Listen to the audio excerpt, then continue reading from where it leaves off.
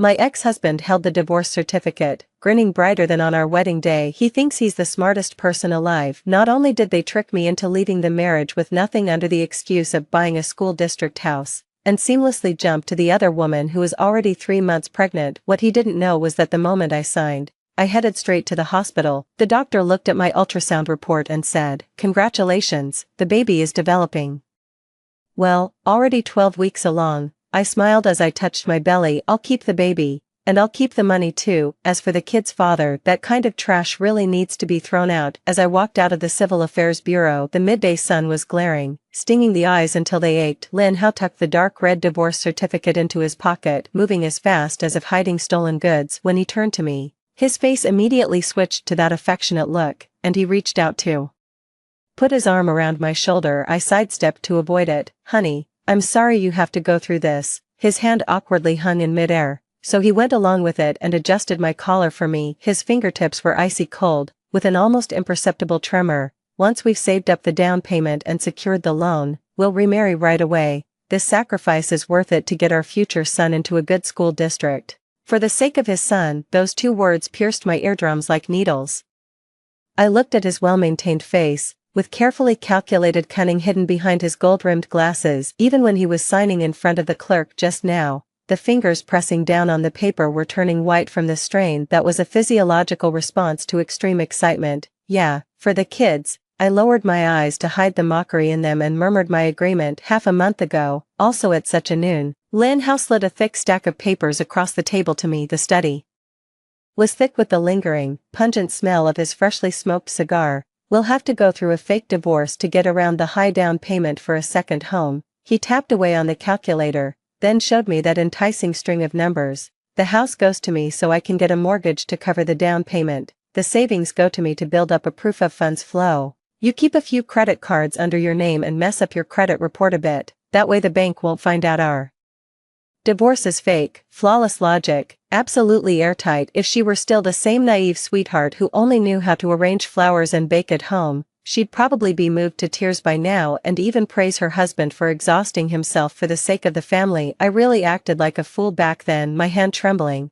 I took the pen. In his expectant gaze, hesitation and inner conflict flickered, before he finally nodded with tears in his eyes. "For the sake of the greater good." But what I didn't tell him was, that night, while he was taking a shower, I opened the surveillance app on my phone. The hidden camera on the top shelf of the study, originally set up to monitor the pet, clearly captured his phone call from the previous night. In the video, Lin Hao unbuttoned his shirt collar, his tone carrying a flirtatiousness I had never heard from him before. "Don't worry, babe, that stupid woman doesn't know a thing about the law. Once the agreement is signed, I'll make sure she's buried in debt and out of here. As for the child in your belly, that is the first grandson of the Lin family, and he must be brought into the world with great honor." The cold white glow of the screen reflected on my face. I could hear my own heartbeat, pounding like a drum, each beat hammering against my eardrums. I want to cry, but no tears come, only a sickening taste of blood clogs my throat. At that moment, I didn't throw my phone or storm into the bathroom to confront anyone. I just quietly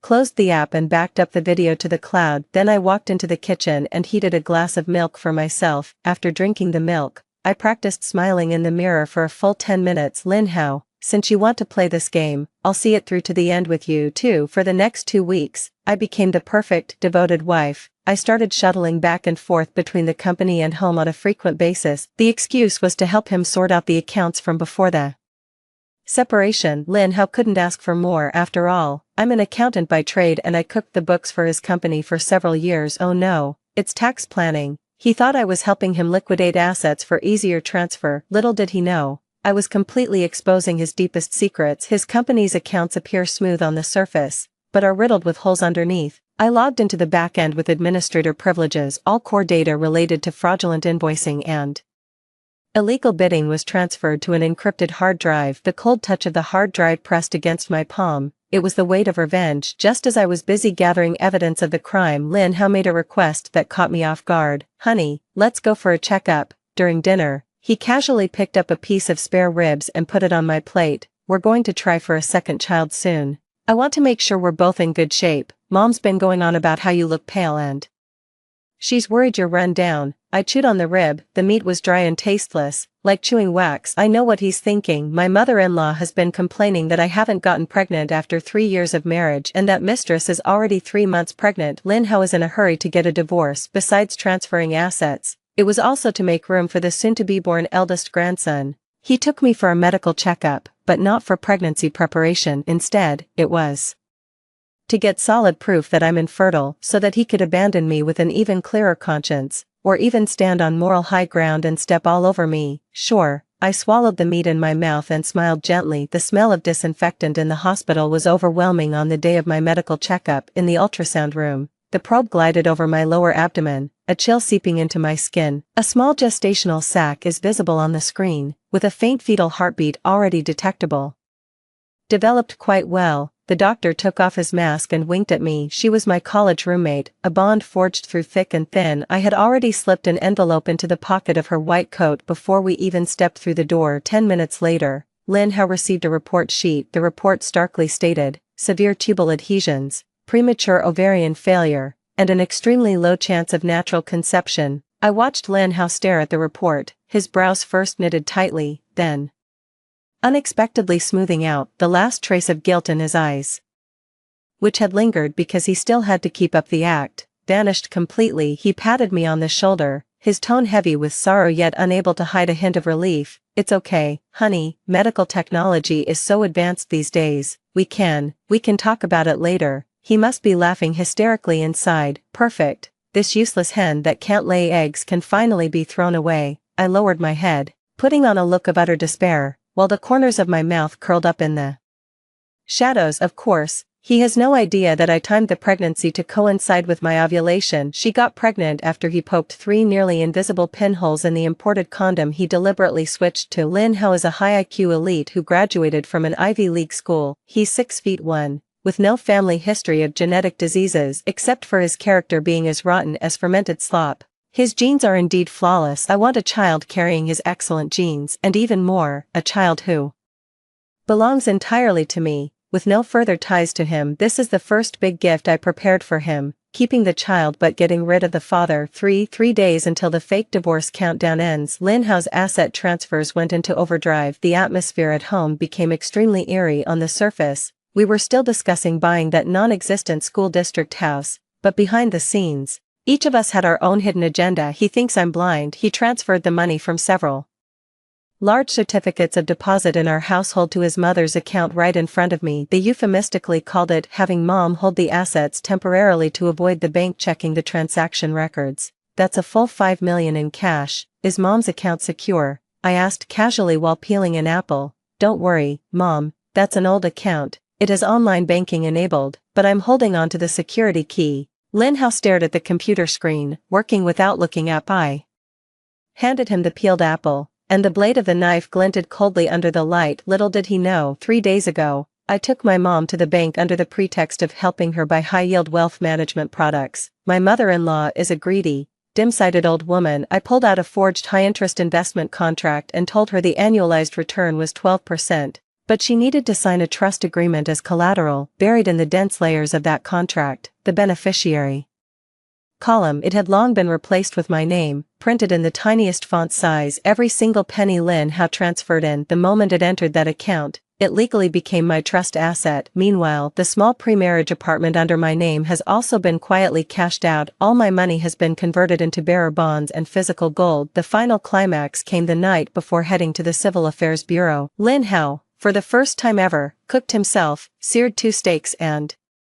opened a bottle of 1982 Lafite. The candlelight flickered, and the red wine swirled in the goblet, eerily reminiscent of blood. Honey, let's have a toast to our future happiness. He raised his glass, his eyes flickering. I caught a faint hint of bitter almond in the wine, a note that doesn't come from grape fermentation. That's the smell of sleeping pills. He wants me to sleep like a log tonight so he can clean out the safe at home. Without any hesitation, I threw back my head and drank the glass of wine. 5 minutes later, I slumped over the desk, unconscious. I heard Lin Hao nudge me, and after confirming I didn't respond, he let out a cold snort. Then came the sound of slippers shuffling across the floor, heading toward the study. Knock, knock. Knock. The sound of the safe style turning was especially clear in the silence of the night. Creak. The cabinet door opened. I quietly opened my eyes a crack in the dim light. Lin Hao greedily stuffed stacks of cash and over a dozen gold bars from the safe into his travel bag. That's all the hard currency we've saved over the past few years, worth nearly 3 million. Stupid woman. He kicked the chair beside him, grabbed the heavy bag, and walked out of the house without looking back. That was him going to deliver his pledge of allegiance to his mistress. The moment the door slammed shut, I got up from the table and went to the bathroom to stick my fingers down my throat and throw up, stomach acid burning my esophagus. I looked at my reflection in the mirror, face streaked with tears and vomit, and let out a laugh. The gold bars Lin Hao took were high-quality replicas I bought online a week ago, gold-plated on the outside, but brass on the inside. The real gold bars are currently lying in the vaults of a Swiss bank, together with the tens of millions in assets I have already transferred. They quietly await my call. Lin Hao, if you knew you were carrying a pile of copper ingots to meet your mistress, what expression would you have on your face? For now, back to the present. The wind at the entrance of the Civil Affairs Bureau was quite strong, messing up my hair. Lin Hao kept rambling on about his plans for remarriage, but I had already run out of patience to listen. Oh, by the way, Lin Hao, I interrupted his performance. What's wrong, honey? Didn't you notice that tiny line in the supplementary terms when you were reading the agreement just now? I pointed at the divorce agreement copy he was clutching tightly in his hand. Lin Hao was taken aback and quickly flipped open the agreement. At the end of the property division section, there is a clause in slightly smaller font. The husband voluntarily assumes all operational debts incurred by the company during the marriage, and confirms that the wife has no knowledge of or joint liability for the company's debts. He was in such a hurry to get me to sign and assumed the company's books were balanced, so he completely dismissed this item. What's the big deal, Lin Hao said nonchalantly as he closed the agreement. The company doesn't have any debt anyway, so we added this clause just to put your mind at ease. I laughed, smiling brilliantly. Oh, really? I hope you can still be that confident. In a moment, a red Porsche pulled over to the curb. The window rolled down, revealing the mistress's face, meticulously made up yet unable to hide her smugness, wearing large sunglasses. She honked the horn at Lin Hao. Lin Hao's face instantly changed. That was the moment his last disguise was torn away. He glanced at the car, then at me, and simply stopped pretending. Since you've already seen it, I'll drop the act. Lin Hao adjusted his suit, and the gentle, refined expression on his face completely vanished. What took its place was sheer ferocity and contempt. Su Man, don't blame me. If you're going to blame anyone, blame yourself for not being able to carry a child. The house is mine. The money is mine, and don't think you can just stay here, out of respect for what we had as husband and wife. I'll give you 3 days to move out. With that, he turned and walked toward the Porsche like a victorious general. With a bang, the car door slammed shut. The Porsche sped off, leaving me in a cloud of exhaust. I stood there, neither chasing after it nor crying. I leisurely took my phone out of my bag and opened my email. A long edited email sits in the drafts folder. To Municipal Tax Inspection Bureau, Economic Crime Investigation Unit, Municipal Commission for Discipline Inspection and Supervision Group. Attachment, complete ledgers of Lin Hao's company for tax evasion, recordings of illegal bid rigging, and a list of bribed public officials. This part was fabricated by me, but it's enough to make things tough for him. And also, the scanned copy of the divorce agreement, signed by him in person, confirming that he would assume all debts. Fingers hovering over the send button, I took a deep breath, letting the cool early autumn air fill my lungs. Go to hell, you jerk. Press your thumb down. Sent successfully. The hunt officially begins now. 1 week later, in the early morning, the phone on the nightstand rattled violently, like someone in the throes of an epileptic seizure. The name Lin Hao flashed on the screen. I took a slow, leisurely sip of the warm lemon water, watching its vibration stop, then light up again. It wasn't until the third ring that I finally pressed the answer button, holding the phone a bit farther from my ear. Su Man, are you fucking crazy? Lin Hao's roar cracked, almost breaking into a screech. Who are those people at home? Why was the lock changed? I blew on my freshly lotioned nails. Mr. Lin, watch your language. The house may have been awarded to you, but as the former homeowner, I signed a long-term lease agreement before the divorce settlement took effect. That's perfectly reasonable, isn't it? And I've already collected the rent, 5 years' worth, paid in full up front. You rented out my wedding house to a bunch of thugs. I can just picture him stomping his Feet at the door. The tenant is a construction crew from a building company I carefully selected. There were 12 burly men in total, every single one of them hardworking and able to endure hardship. The contract is written in black and white and is protected by law. Lease survives sale. It's useless even if he calls the police. Those are the workers' dormitories. They're proper working people, you know. I let out a soft chuckle. Since you're planning to remarry and that place is uninhabitable for now, you might as well use it to make some money. Oh, by the way, I already used the rent to pay off our joint marital debt. You're welcome, you. There was a noisy background sound coming from the other end of the line. It sounded like the loud voice of Foreman Old Jean. Hey, you with the glasses, move it, we need to get this cement in. Beep. I hung up the phone and blocked the number, all in one smooth motion. But that was just the appetizer. 10 minutes later, my private investigator sent me a video. The video is set against the backdrop of Lin House Company building. Several vehicles marked with tax inspection are parked downstairs. Staff in uniforms are loading boxes of account books onto the truck. Lin House followed behind, drenched in sweat. The back of that expensive custom shirt was soaked through, clinging tightly to him, making him look as miserable as a drowned rat. He was trying to call someone for help when his phone rang again. Even through the screen, I could see his face twist the moment he picked up the phone. That was the mistress calling. According to the informant I planted at the hospital, that simpering true love took one of the gold bars to a jewelry store to have a longevity lock made. The clerk told her it was high-purity brass. She threw a fit right there in the jewelry store. Now she's crying on the phone with Lin Hao, demanding to know if he had planned all along to fob her off with fakes. At that moment, Lin Hao stood in the wind tunnel outside his office building. To his left was the tax bureau, waiting to take him in for questioning. On the right is a hysterical lover still clutching an access card that can't open the door to get home. Can't take it already. Lin Hao, this is nothing yet. 6. Lin Hao found me 3 days later. The security guard didn't stop him when he burst into my office. This is something I specifically instructed. In just 3 days, he looked like he had aged 10 years. His chin was covered in dark stubble. The bloodshot veins in her eyes were densely packed, like a net about to shatter. The subtle scent of his fine cologne was gone. Instead, there was the sour stench of several days without a bath and the heavy smell of tobacco. Suman, you're ruthless. He leaned over my desk, his voice hoarse as if he had swallowed a handful of sand. The house, you mortgaged it. I swiveled in my executive chair and pulled a file out of the drawer. The night before the divorce, I handled it with your power of attorney.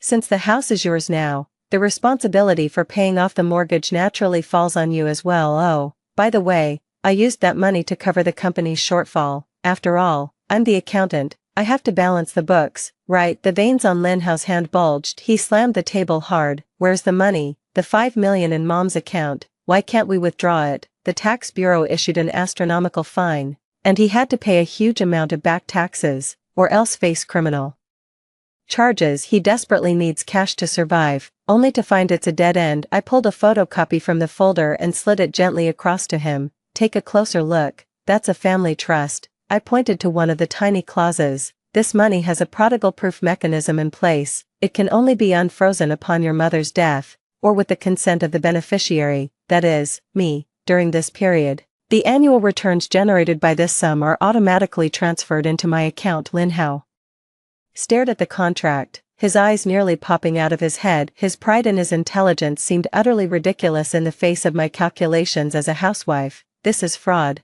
I'm going to sue you, he roared, spittle flying everywhere. Sue me for what? Your mother signed the papers, you made the transfers. The whole process was legal and compliant. I stood up, walked over to him, and smiled at the man I once shared a bed with. Lin Hao, you didn't really think that all these years I turned a blind eye to your shady debts and cheating because I loved you, did you? I pulled open the drawer, took out the ultrasound report I'd been keeping close to me, and slapped it hard across his face. The sharp edge of the paper cut across his cheek, leaving a red mark. What's this? He muttered, instinctively catching the falling paper. Seeing the words intrauterine pregnancy at 12 weeks on it, he froze completely, as if struck by lightning, his lips trembling. You, weren't you supposed to be infertile? I lied.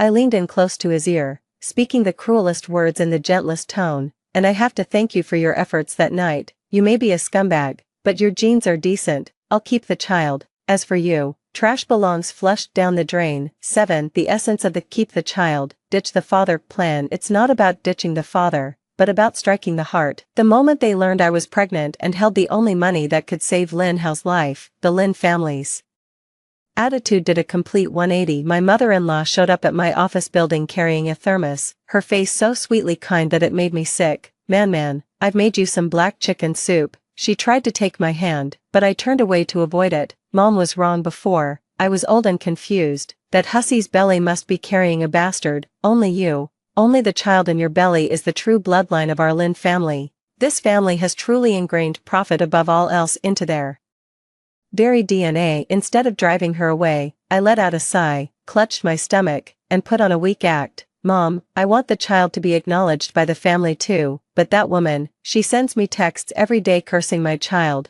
Just the thought of her carrying Lin Hao's baby makes me so furious I get a stomachache." My mother-in-law's face instantly darkened. "That bitch, she dares to make a scene with fake gold bars. Man. Don't worry, Mom will go teach her a lesson right now." I watched my mother-in-law stride toward the hospital with vigorous steps, then turned to send a WeChat message to a nurse I knew well. "The show is about to start, remember to film it." That afternoon, an epic battle broke out in the obstetrics and gynecology department of a private hospital. In the video, my mother-in-law's fighting prowess was off the charts, grabbing the mistress by the hair and slamming her head against the wall. Spewing the foulest curses, the mistress fought back fiercely, raking her long nails across the mother-in-law's face, leaving bloody scratches. Upon hearing the news, Lin Hao rushed over to break up the fight. In the chaos, the mistress was pushed to the ground, and a pool of glaring blood spread beneath her. To protect his mother, Lin Hao was kicked hard in the groin by the crazy mistress. Even through the screen, seeing Lin Hao's face instantly turn a sickly purple and his body curl up like a shrimp,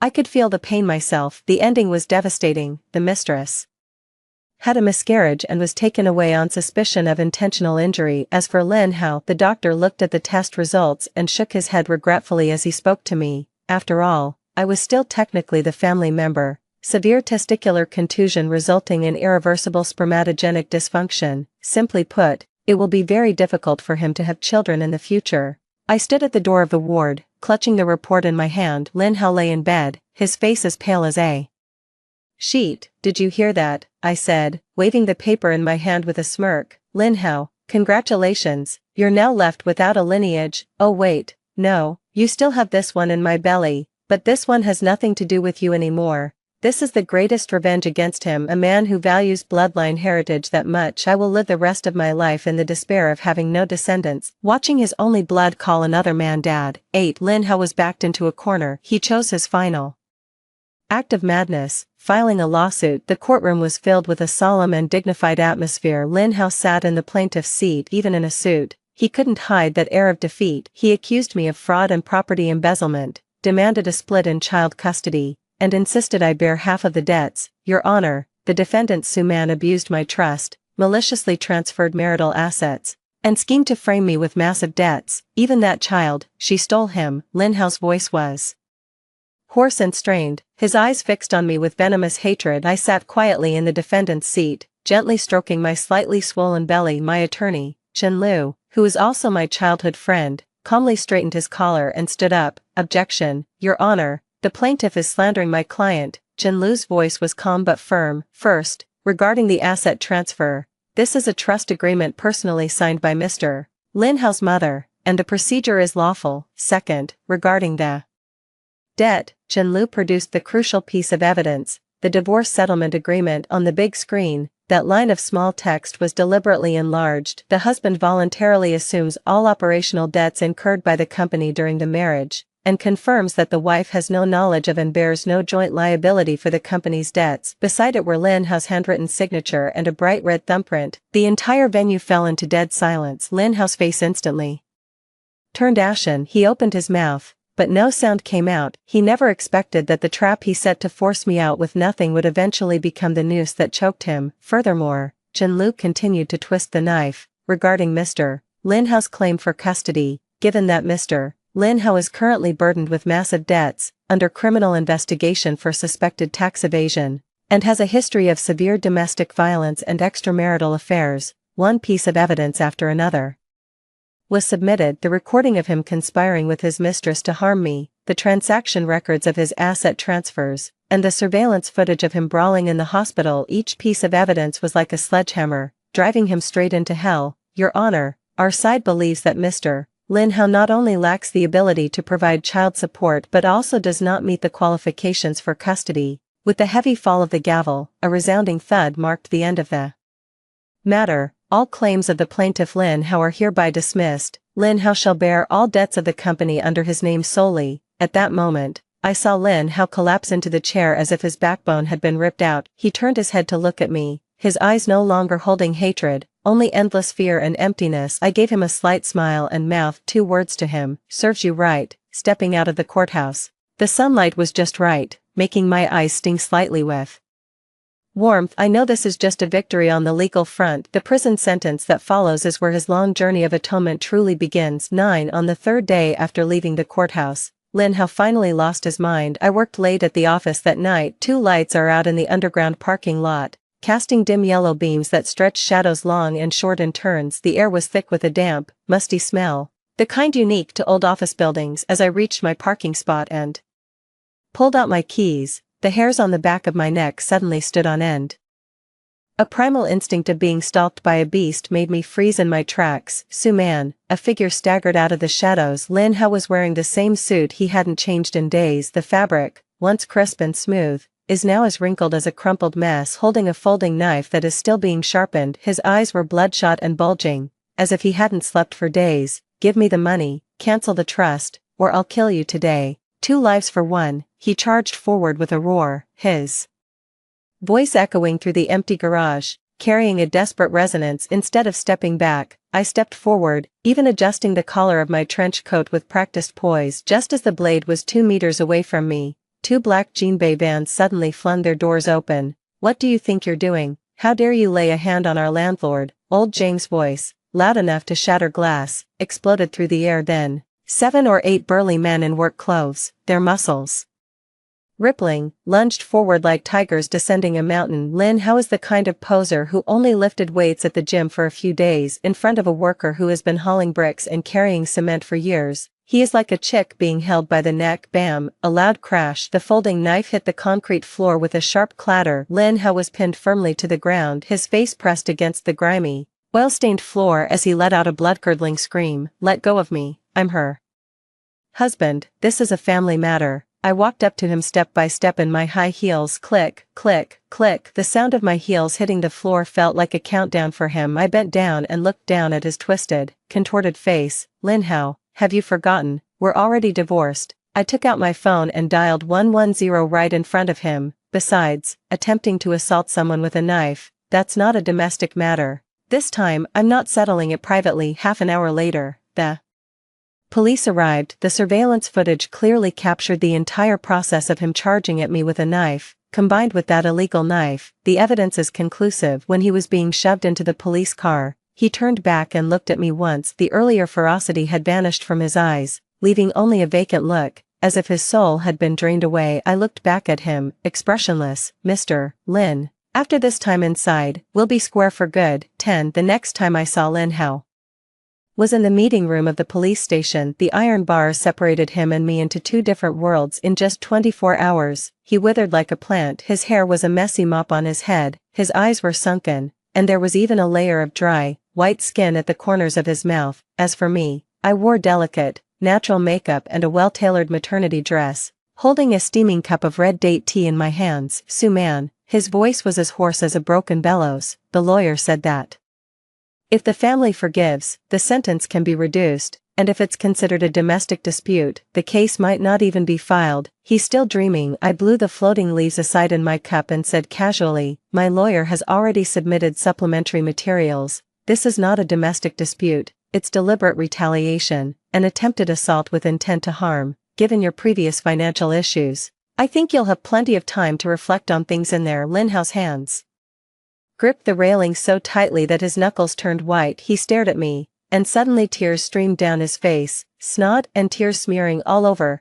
utterly pathetic. "Why, Su-man, why are you being so ruthless?" He choked back tears and asked the question that every scumbag asks when they've hit rock bottom. "Haven't I been good to you these past 3 years? Did you ever love me?" I set down the teacup, the porcelain base clinking against the table with a crisp ding. I looked into his eyes and smiled. It was a genuine, liberating smile from the depths of my heart. Loved, a glimmer of hope instantly flickered in Lin Hao's eyes, but that love came to an end on the night half a month ago. I leaned forward, pressing close to the iron railing, my voice as soft as if I were whispering sweet nothings. Lin Hao, that night when you got me drunk and went to the study to grab a condom, did you notice the packaging was a bit leaky? Lin Hao's pupils instantly dilated, as if he'd seen a ghost. You deliberately poked a hole in the condom with a needle, just to trick me into having your son so you could fight for the family fortune. You thought I wouldn't know. I pointed at my belly, my gaze turning icy cold. From that moment on, I stopped loving you.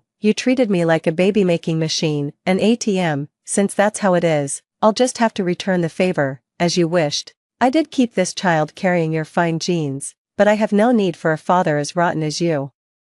Here is the eldest grandson you wanted. I will raise her well and let her watch you struggle in the mire. Lin Hao's mouth fell open, and a guttural choking sound escaped his throat, as if someone were gripping his neck. The truth often cuts deeper than a knife. He thought he had outsmarted me, but in the end, he walked right into my trap by his own hand. All his wit and intelligence, in that moment, became the biggest joke of all.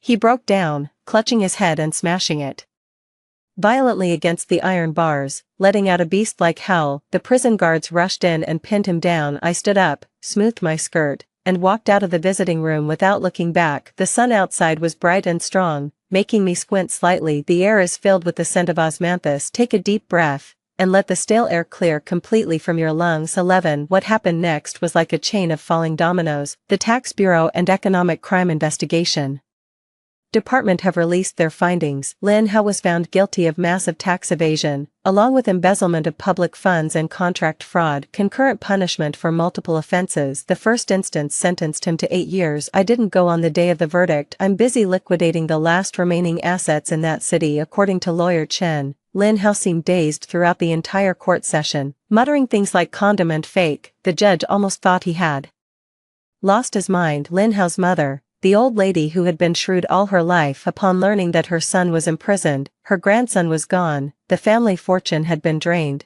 and the trust fund was inaccessible, she couldn't catch her breath and suffered a sudden cerebral hemorrhage. He was saved, but left paralyzed on one side. From now on, I'll be stuck in bed, drooling, barely scraping by on the meager monthly allowance from that trust fund to pay for a caregiver. As for the other woman, she didn't get off scot-free either. The investigation revealed that her account had been repeatedly involved in money laundering operations for Lin Hao's company.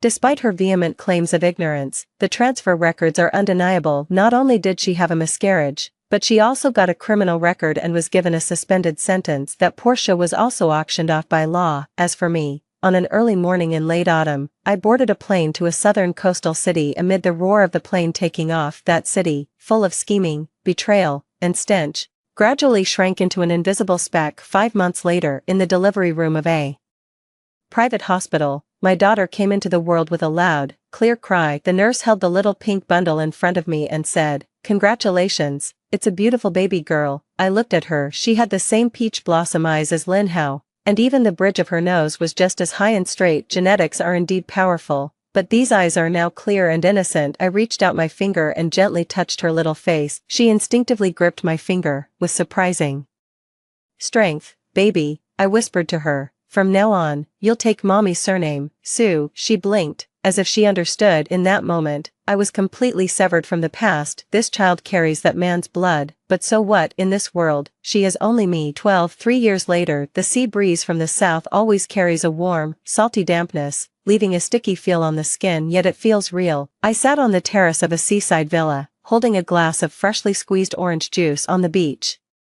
not far away, a little girl with pigtails was holding a shovel, fully absorbed in building her sandcastle. "Mom, look, a big house." She waved her shovel at me, her laughter as crisp as wind chimes. "I see it, awesome," I replied with a smile. A phone sitting on the marble round table buzzed once. The screen lit up with a local news alert. A well-known economic criminal in our city, Lin Mao, is expected to be granted a 6-month sentence reduction due to good behavior in prison. The news photo was blurry, showing the back of a man in a prison uniform operating a sewing machine. Stooped and gaunt, he no longer bore any trace of the spirited, ambitious elite he once was. I didn't tap on it. With a gentle flick of my finger, I swiped the notification away, pressed the power button to turn it off. To me, he is now just a stranger. It's not even worthy of being a topic of casual conversation. Mr. Sue. A voice came from behind the young butlers. He is a man in his early 20s, a recent graduate from a sports academy, sunny and handsome with clear eyes, diligent in his work. Just looking at it brings joy to the heart. The bell-ringing ceremony for the listing tomorrow is all set. The stylist will arrive at 6 in the morning. He gently placed an itinerary on the table and topped up my ice cubes. Also,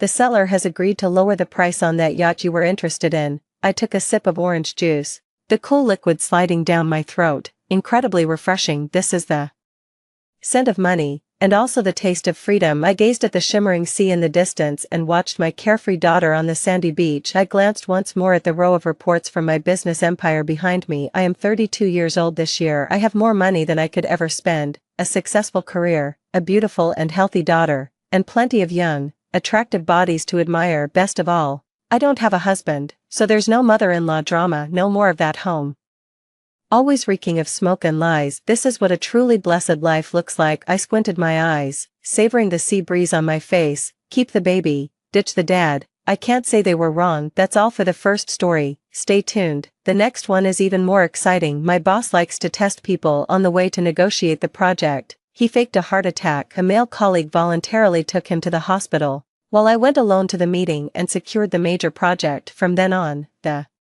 boss saw me as an ungrateful person who wouldn't care about his life, someone disloyal to the company, and instead gave an undeserved promotion to that incompetent male colleague. After that, he constantly tested me, nitpicking and finding fault. He wasn't satisfied until he finally fired me, but he had no idea that this was the beginning of his nightmare. There were dozens of large envelopes piled up on the conference table. Each one contains 50,000 yuan in cash. This is our year-end bonus, yet no one is distributing it. The boss just dropped a single line: take it according to your conscience. We knew the boss's new round of tests had begun. He means we should evaluate our own work performance and achievements for the year, whether to take the envelopes, how many to take. It's entirely up to us. Despite it being the occasion for year-end bonuses, there was no festive atmosphere at all. No one knows what exactly our inherently suspicious boss is trying to test with money this time. Under the watchful eyes of everyone, no one dared to make a move for a full 10 minutes. Not a single person got up to take it first. Everyone was trying to read the boss's expression, but the boss just sat silently at the head of the table. Meow meow. The boss's secretary is a smooth operator who knows how to handle everyone. After a long silence, she was the first to stand up,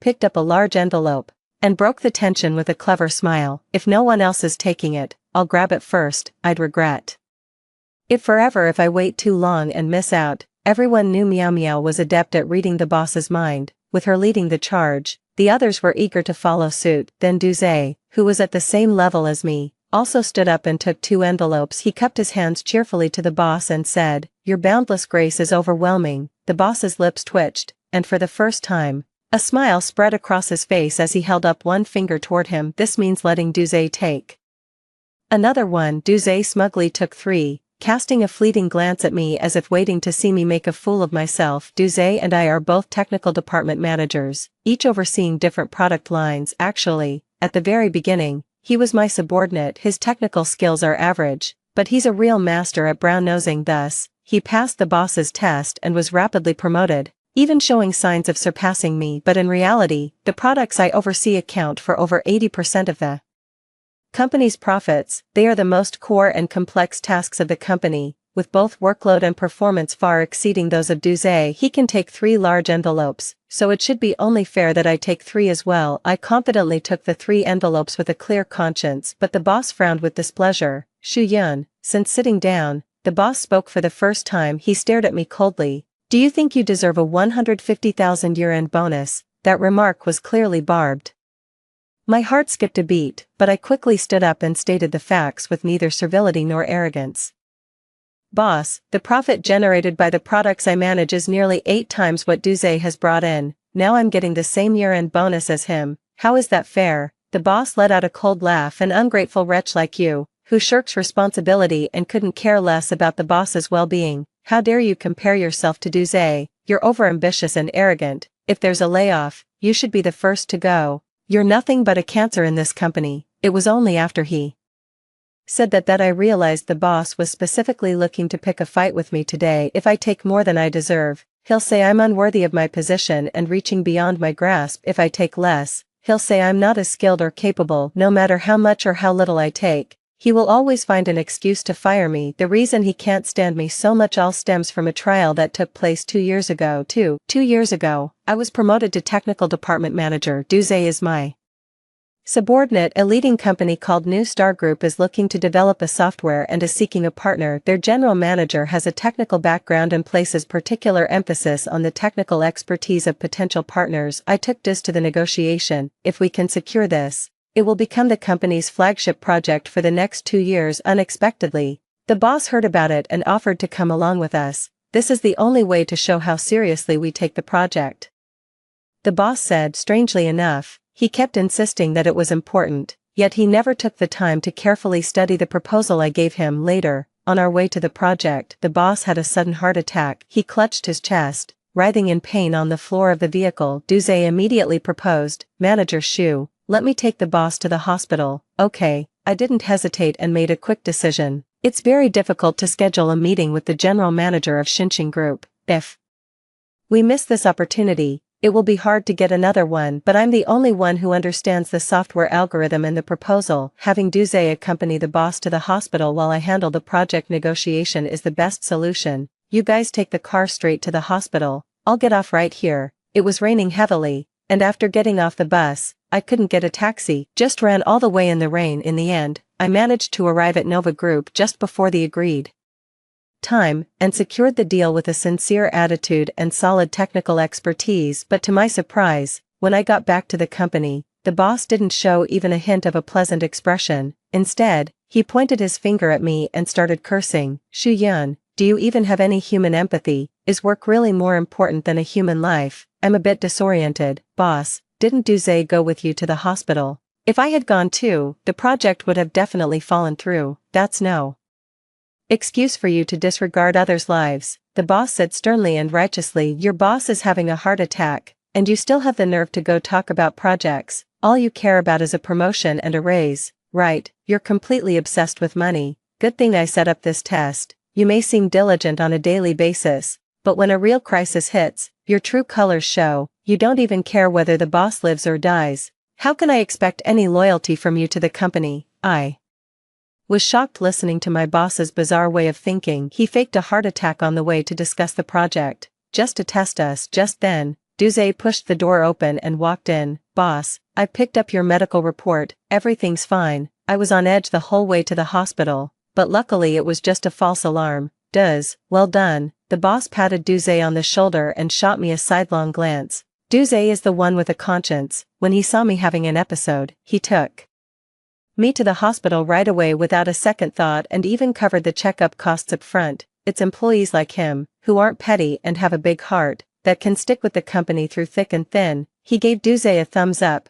"This project succeeded because of you. You've done a great job." Duze grinned from ear to ear, repeatedly thanking the boss for the recognition, and vowed to be at his beck and call from now on, pledging absolute loyalty. Watching them chat and laugh so happily, I couldn't help but remind them, "Boss, I'm the one who closed this project. I'm also the only one who understands the overall architecture and core algorithms." The boss gave me a brief, indifferent glance and said earnestly, "Shu Yun, technical skills can be improved through learning, but a person's character and integrity are hard to change. Even if you're more skilled than him now, in the long run, it's one's moral character and conscience that truly matter. You still have a lot to learn from Duze." 3. Not long after this trial passed, Duze was promoted by the boss to technical department manager. On the same level as me. I have no complaints about that, I told myself. The boss can give credit to whoever he wants. I'll just focus on doing my job. But I never expected that trial was just the beginning. Ever since I failed the test,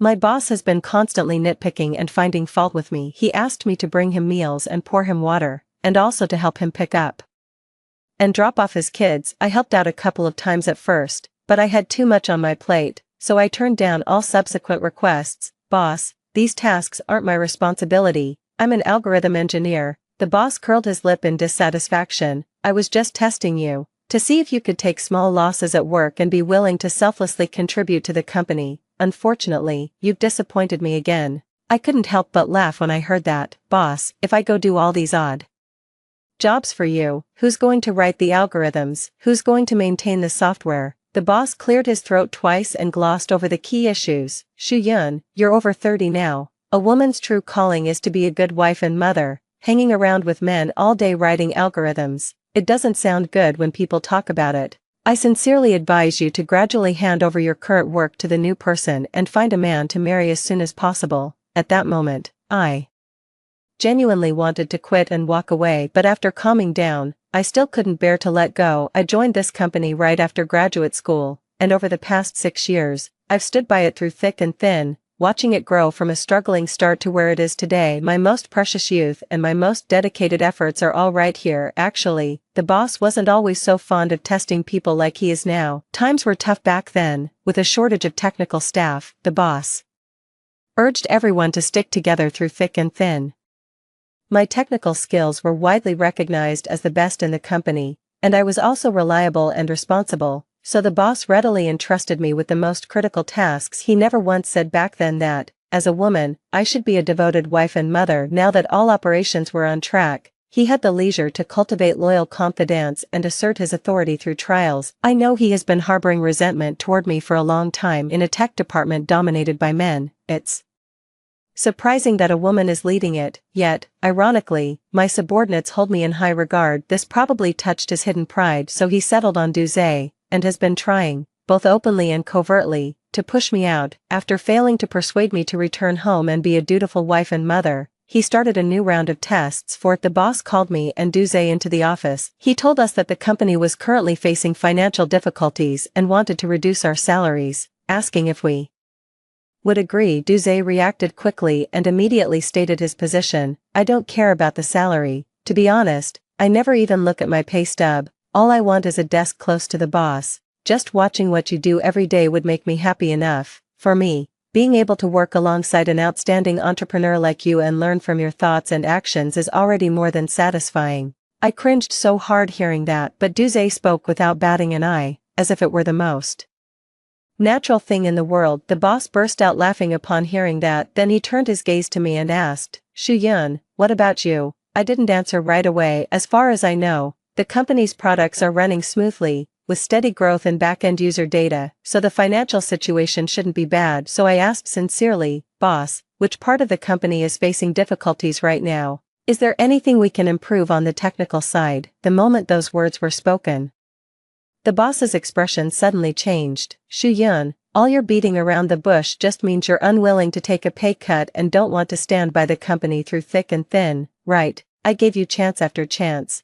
but you always let me down and never passed my tests. 6 years, and I still couldn't cultivate any loyalty to the company in you. What an ungrateful snake that can never be tamed. Listen to how ridiculous that sounds. If I wasn't willing to share the hardships, how could I have stayed with the company for 6 years? When the boss proposed a pay cut test, his quantum brain existed in 2 states. If I agreed to a pay cut, it would collapse into a successful negotiation, and he would take the opportunity to lower my salary. If I refused the pay cut, it would collapse into a test, and I would have failed his exam this time. Making us discuss the year-end bonus at the meeting table was the same old trick. No matter how much or how little I took, he could shift the blame onto me and find an excuse to fire me. Problems in quantum mechanics are generally tough for the average person to crack, but the good news is, I can substitute classical mechanics instead. I got up, walked across the meeting room, and slapped him right in the face. Tests, and tests, every damn day with your stupid tests. I've been slaving away for this company,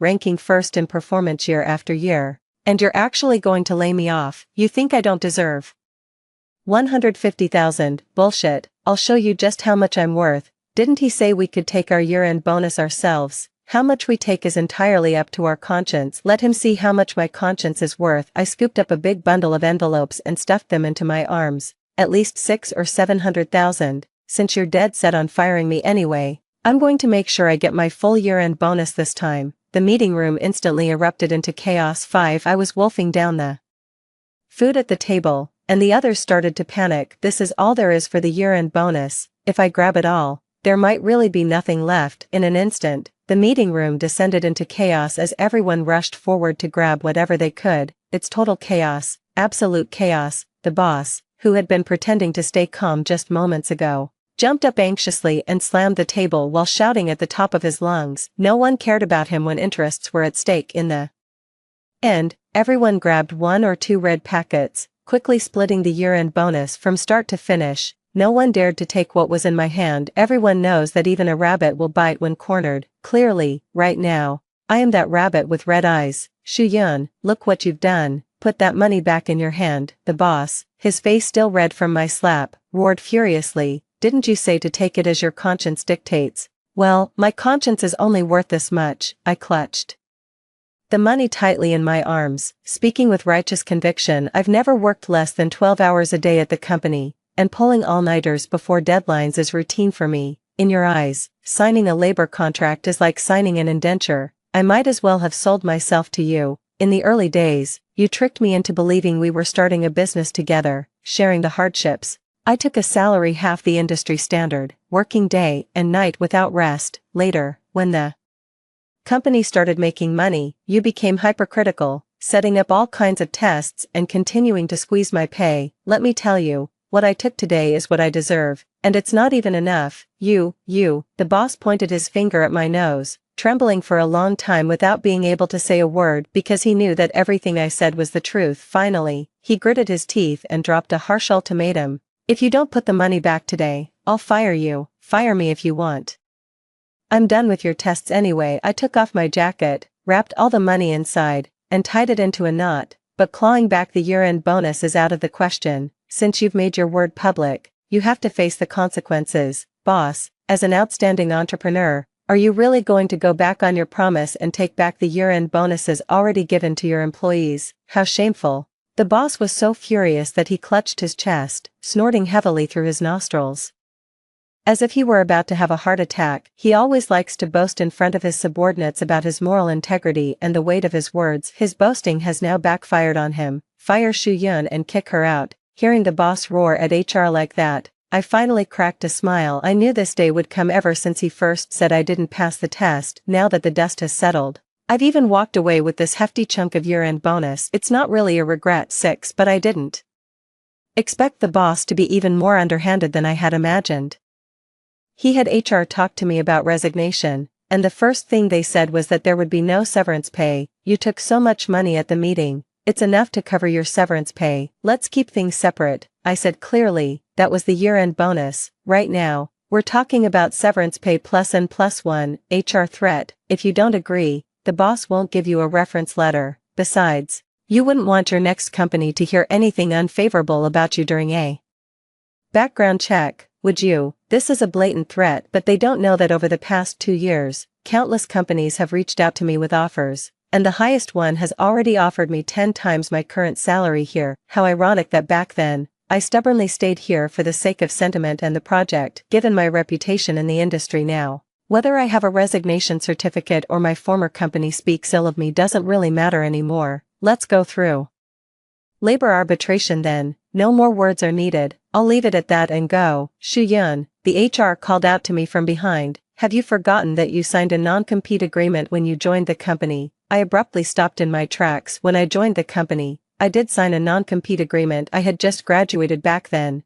and the boss talked me into signing it with just a few words. The boss said, it's just a formality. Every company's technical staff signs one. The main concern is that clients worry about data leaks after you leave, so signing the agreement puts their minds at ease. But as founding members of the company, you're like family to us. If you ever decide to move on to other opportunities in the future, the company will terminate the agreement without any restrictions. His words carried such conviction that I didn't think twice before signing that agreement. So that's where the trap was laid for me. The boss promised that if I leave the company, he would release me from the non-compete agreement. Of course it can be lifted. The HR gave a smile, as if amused by my naivety. The boss says the non-compete agreement has a penalty of $3 million. If you're willing to pay $3 million as financial compensation to the company, you can be released from it. $3 million, I'd have to be out of my mind to pay that. Otherwise, you'll have to abide by a 2-year non-compete agreement. It's clearly stated in the agreement that within 2 years of leaving,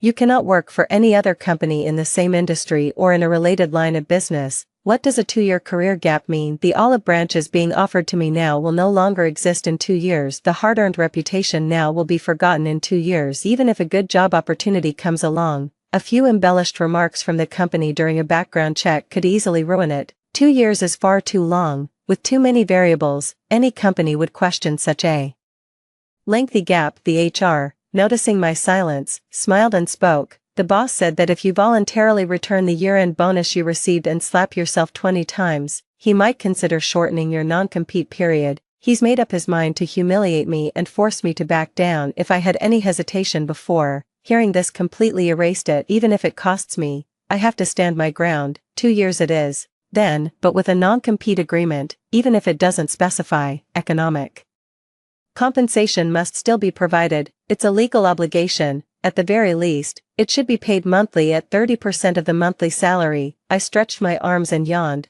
I was just thinking about taking a break anyway. With the company's severance, taking 2 years off sounds pretty good. HR let out a light scoff. Manager Yao, the company adjusted its salary structure last year. In your case, the proportion of fixed salary has been reduced to the minimum, with performance-based pay making up the bulk of your income. In other words, based on 30% of your monthly salary, the company only needs to pay you 850 yuan per month as severance. This little bit of money, the company can still afford, but can you afford to live on it? I froze. It turns out the company has been strategically planning this since last year. I didn't think much of it at the time. Just figured the total package was about the same, so I didn't pay attention to the salary structure. It turns out that while I was busy diving into technology and cracking algorithms, my boss was already scheming behind my back about how to screw me over. With a boss like that, how could the company ever go far? I even feel somewhat relieved that I can now escape this sea of suffering. Whatever. I took a deep breath, clutched my bag of cash, and turned around. With this year's generous year-end bonus, I think I'll be doing pretty well. 7. I quickly brought my year-end bonus home and locked it away. The boss couldn't bring himself to ask me for the money back, but in the end, he was still worried about labor arbitration, so he paid N+1 as severance. It was just a 2-year non-compete agreement, but he wouldn't budge, determined to wear me down. I'll be watching you, my boss. No, now I should call him by his full name, Wang Yongchang. Wang Yongchang narrowed his eyes at me. If I ever catch you sneaking off to work for a competitor, you'll be sued into bankruptcy. He couldn't stand the sight of me and urged me to leave the company immediately. Right now, at once. I asked, are you sure you don't need me to hand over my work? Wang Yongchang sneered. That lousy job of yours, anyone could do it. Don't think the company can't run without you. That saves me the trouble. I handed him the handover form. Once the handover is confirmed, I'll be out of here. Wang Yongchang signed without hesitation. After 6 years, everything I had ended up fitting into one small cardboard box. I walked out of the company carrying a cardboard box. When I was leaving, all my colleagues from the tech department came to see me off except for Duze, manager Shu. If it weren't for the non-compete agreement, we'd really want to leave with you. Yeah, that Duze's skills are absolute trash. None of us are willing to work under him. Manager Shu, once you find a new place, you must let us know. If you start a business, we'll all follow you. I didn't cry when I was laid off, doubted, or schemed against. At this moment, I felt a sudden sting in my nose. Even though the boss was awful, being able to fight alongside such a great group of colleagues made these 6 years of my youth not a waste. What truly inspires loyalty has never been about gender, rather than anything else. It's undeniable strength. 8. On the night of my resignation, I posted a message on my Moments, announcing that I had left my previous company within less than half an hour. I received job offers from multiple companies. Among them was a rival from my previous company. I turned them down one by one, saying I had a 2-year non-compete agreement. Most companies expressed regret but never followed up. Some companies have also suggested that I could join under a pseudonym or work as a third-party consultant through flexible employment, but with my social insurance and housing fund contributions handled by an unrelated company without an existing labor relationship, it is very difficult for the former employer to provide evidence. This is the first time I've seen such a way to handle a non-compete agreement, but this approach still carries risks. While it freed me from the non-compete agreement with my previous company, it also meant losing the protection of labor law. Besides, Wang Yongchang is keeping such a close eye on me that he might actually succeed in gathering evidence against me. I don't want to take this risk. Having said all that, my former company's rival still persisted. Mentioning that their boss wanted to meet me, I couldn't refuse such kindness, so I went after all. I've made preparations to re-enter the workforce in 2 years. The boss of my former company's rival, named Zhong Kong, when he saw the 6 thick notebooks I had filled with business records, he was stunned and couldn't stop praising me. Shu Yun, I've heard a lot about you. More than one client told me that the reason they chose to work with your former company was actually because of you. I also have employees here who jumped ship from your former company, and everyone who knows you speaks highly of you. I've been looking for an opportunity to meet you, preferably to lure you over to my company. Now, fate has finally brought us together. My eyes feel a little hot, hearing such high praise from someone who was once my rival. I was overwhelmed with mixed emotions. I know these are hard-won results from burning the midnight oil, day and night. I grit my teeth and push through, debugging the program, fixing the bugs, and optimizing the algorithms. Even if Wang Yongchang belittles and dismisses me, I have to honor every single day and every second I've invested. Thank you, Boss Zhong. It's just that I still have a 2-year non-compete agreement, so I'm afraid our paths won't cross just yet. For a key talent like you, this is hardly a big deal, Zhong Kong said bluntly. I can help you break free by setting up a new company under the guise of starting a business. We'll steer clear of the industry scope defined in your non-compete agreement. Once your 2-year non-compete period is over, I'll directly acquire your company. If you have any key players from your previous company, you can bring them along too. None of you will have to be bound by the non-compete restrictions anymore. He leaned back in the lounge chair, relaxed and confident. Shu Yun, I'll invest in your startup under my personal name. This way, we can avoid all the restrictions of the non-compete agreement while fully protecting your interests. My eyes were opened wide. There's actually a trick like this. Of course, Zhong Kong laughed heartily. For a key talent like you, I'll do whatever it takes to poach you. He took the contract out of the drawer and handed it to me. The salary mentioned above is a number I simply cannot refuse. Moreover, this approach is elaborate and costly, and the financial and emotional effort invested in it is enough to demonstrate sincerity. I've finally let go of all my worries, Mr. Zhong.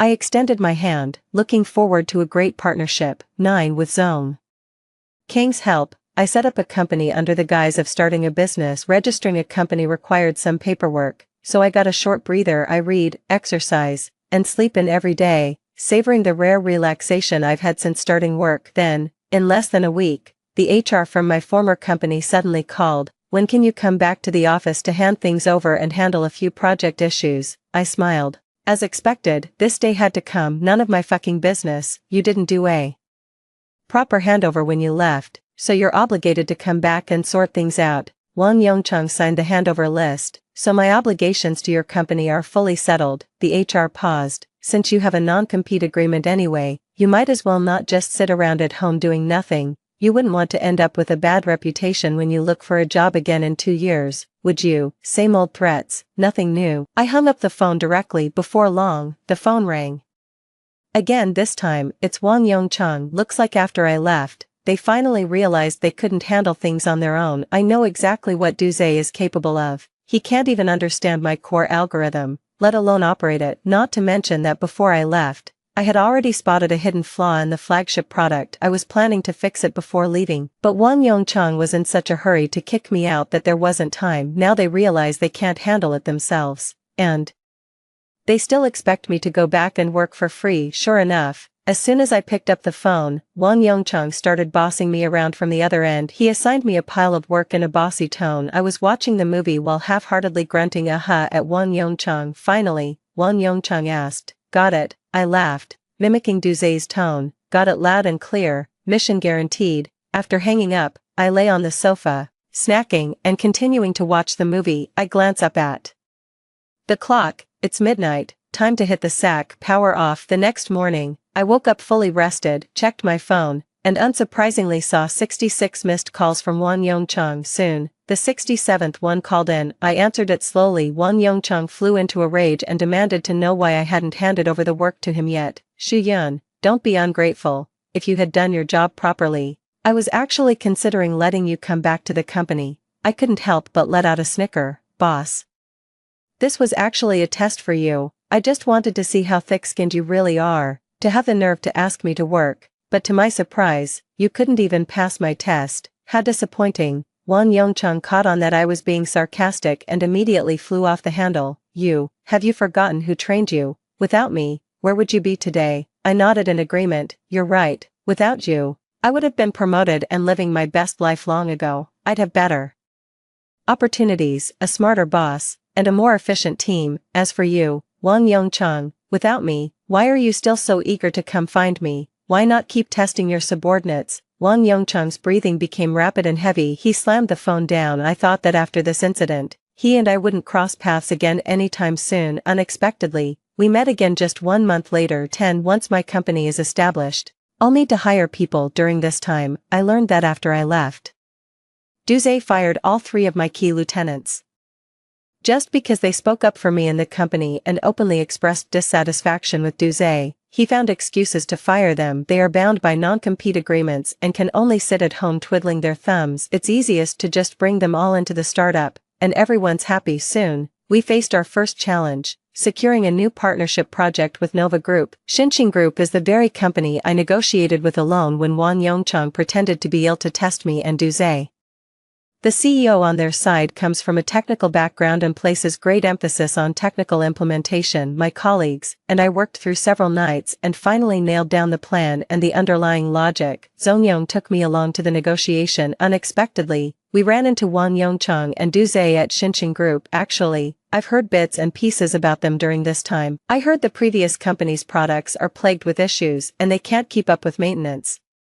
Partners have been canceling contracts one after another, and more than one person has confronted Wang Yongcheng. Where's Xu Yun? When Xu Yun handled things before, these problems never came up. In a fit of anger, Wang Yongcheng offered 5 times my original salary to hire an expert. Wang Yongcheng told the other person that the job was simple, even a woman could do it before. Turns out, after starting the job, the new hire took one look at my previous workload and immediately quit. Didn't even last a full day. The partner terminated the contract, and the product's user base plummeted, plunging my former company into a genuine financial crisis. Therefore, the collaboration on this new project is now crucial for them. The moment Wang Yongcheng saw me with Zongyong, a sharp glint flashed in his eyes. Xu Jun, you joined Zongyong's company, you violated the non-compete agreement. Zongyong stood in front of me, blocking my way. Xu Yun isn't my employee, we don't have an employment contract, she's just helping me out as a friend.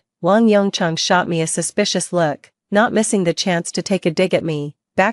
What can she do for you? An ingrate like that, just pray she doesn't screw you over. Just then, General Manager He of Xinqing Group walked into the meeting room. Wang Yongcheng immediately stepped forward with the plan in hand. Mr. He, the project we collaborated on 2 years ago was a great success. I hope we can work together and achieve the same results. This time, the previous project for Xinqing Group had already been completed during my tenure, and they were very satisfied with the outcome. Mr. He caught sight of me and gave a smile. I remember you. 2 years ago, you came to negotiate with me on behalf of your boss. Back then, it was your professionalism and earnest attitude that won me over. I smiled. Yes, back then, I approached you on behalf of Boss Wang, but Boss Wang laid me off last month, so today, I'm here with Boss Zong, President.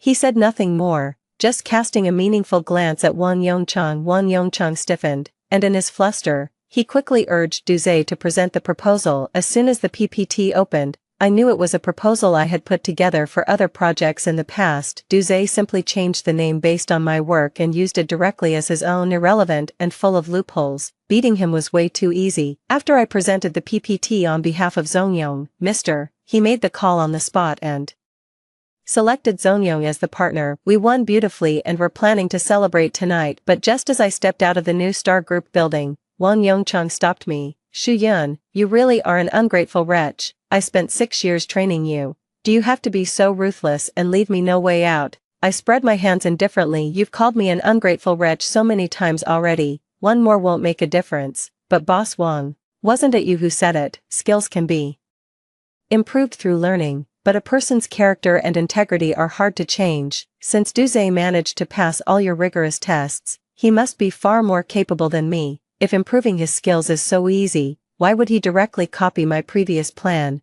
Is it because he couldn't come up with one himself? Wang Yongcheng froze, glaring at Duze. Duze immediately argued in his defense. Any materials you created during your employment belong to the company, so of course we have the right to use them. Enough. Wang Yongchang snapped at him, cutting him off in a tone of irritation. If you can't handle it, don't embarrass me here, let's go. Halfway through walking with Duze, he suddenly remembered something. Turning his head, he threatened me viciously, don't forget, you still have 2 years left on your non-compete agreement. If you go work for my rival, get ready to lose everything in lawsuits.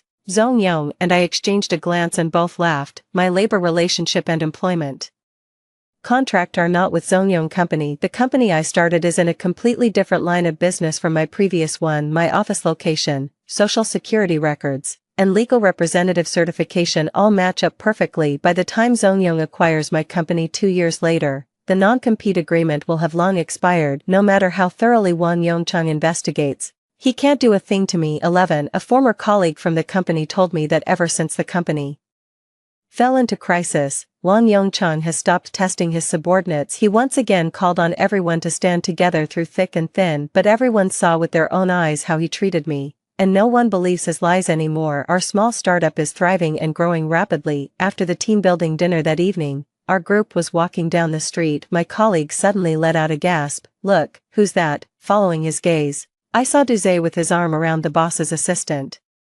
Meow meow. As the two of them walked out of the hotel, in that moment, it all clicked. No wonder Duze always seemed to read the boss's mind before anyone else, so it turned out to be thanks to Meow Meow's help. But Meow Meow is not only the boss's secretary, but also his mistress. At my previous company, this was almost an unspoken understanding among everyone. Given Duze's knack for digging up gossip at the company, I don't believe he doesn't know. So out of the three of them, the only one kept in the dark was Wang Yongchang. I wonder how Wang Yongchang would feel if he found out that the subordinate who passed his countless tests actually had a cheating tool, and would he be willing to share the same woman with Duze? I took out my phone and snapped away. After forwarding the photos to Wang Yongchang, I immediately blocked him. The most sophisticated forms of provocation often require the simplest methods. As for the outcome, I'll wait and see. 12. It wasn't long before my former colleague brought new gossip. Wang Yongchang flew into a rage at the company, berating Duze and claiming that he had failed the most critical test, ultimately firing him. He wants to hire new technical staff, but simply can't find anyone. Everyone knows the company is on its last legs. When the entire tech department was falling apart, Wang Yongchang thought of me again. He stopped me outside my startup company's building. This time, I've learned my lesson. All respectful, deferential, and brimming with sincerity. Shu Yun. Wang Yongchang rubbed his hands together and forced a smile that was uglier than a grimace at me. I'm here genuinely hoping you'll come back to work for the company. The startup environment is tough now, with high risks. You could take it easy. I let out an "oh." No need for Boss Wang to worry about my job. I actually feel much more relaxed now than before. Wang Yongchang paused, finally realizing that trying to manipulate me wasn't going to work, and slowly bent down. Shu Yun. Actually, it's the company that needs you. After you left, I realized how important you are to the company. Please come back and help me. I wouldn't dare go back. What if I fail the test next time and get laid off again? Wang Yongchang quickly waved his hand. No, I won't test you anymore. In the past, I was the one who let you down. You've been with the company for 6 years. You're the most loyal and trustworthy employee of all. He looked at me with earnest eyes. Come back, please. I really have no idea how he had the nerve to ask that. In that case, I'll put you to the test. I pulled out a piece of paper and a pen from my bag and handed them to him. Write down the salary you're willing to offer me, so I can see how sincere you really are. Just like how he told us to take our year-end bonuses back then. I dropped a line. Write with a clear conscience. Wang Yongchang gritted his teeth. After hesitating for a long time, I wrote down a salary 3 times my previous one. Not even as tall as that expert he hired midway who ended up quitting. But I know that, given the company's current situation, this is almost the limit. Wang Yongchang, do you know how much I earn every month now? I pulled up my mobile banking balance and flashed it in front of him. Do you really think you have the right to fob me off with such a paltry sum of money? Wang Yongchang's pupils contracted sharply, and his whole demeanor turned bleak. He finally realized that he and I are no longer in the same positions as before. I'm already someone he can't even dream of reaching. His trials did not help him select the most loyal and capable subordinates. It only shattered the painstaking efforts of his early years into fragments. Wang Yongchang turned around and tactfully said nothing more. That hunched figure shuffling away looked just like a stray dog. 2 years later, Zongyang's company successfully acquired my startup. I became the CTO of the new company, And Zongyong granted me a high degree of autonomy. He said, trust those you employ, there's no need for suspicion. He also said, water that is too clear has no fish, a person who is too critical has no friends. As for Zongyong's former arch-rival Wang Yongchang, he has long since faded into obscurity in the industry. When faced with challenges in work and life, I always rise to the occasion, but when it comes to baseless suspicions and probing, I refuse to waste my energy. When you want to test someone, it means you don't trust them. Only those who are insecure are always testing others. While confident and courageous people match based on each person's unique qualities rather than racking your brains testing each other, it's better to use that time and energy to work hard and fulfill yourself. A good thing proves its worth in use. A sincere heart endures on its own. I will always have confidence in my hard work, bloom brilliantly, and the butterflies will come. Story 2. When we were kids, He made me promise to be his sidekick for life. After we grew up, he found his dream girl and gave me a warning. Lin Xiao, could you stop clinging to me for the rest of your life? Stay away from me. I can't stand the sight of you. Fearing He Yin's wrath, my father hastily sent me abroad. Much later, he suddenly inquired about me. My father vowed, don't worry, young master I've promised her to another. She won't trouble your sight again. The ever-composed heir of the He family lost his composure in public.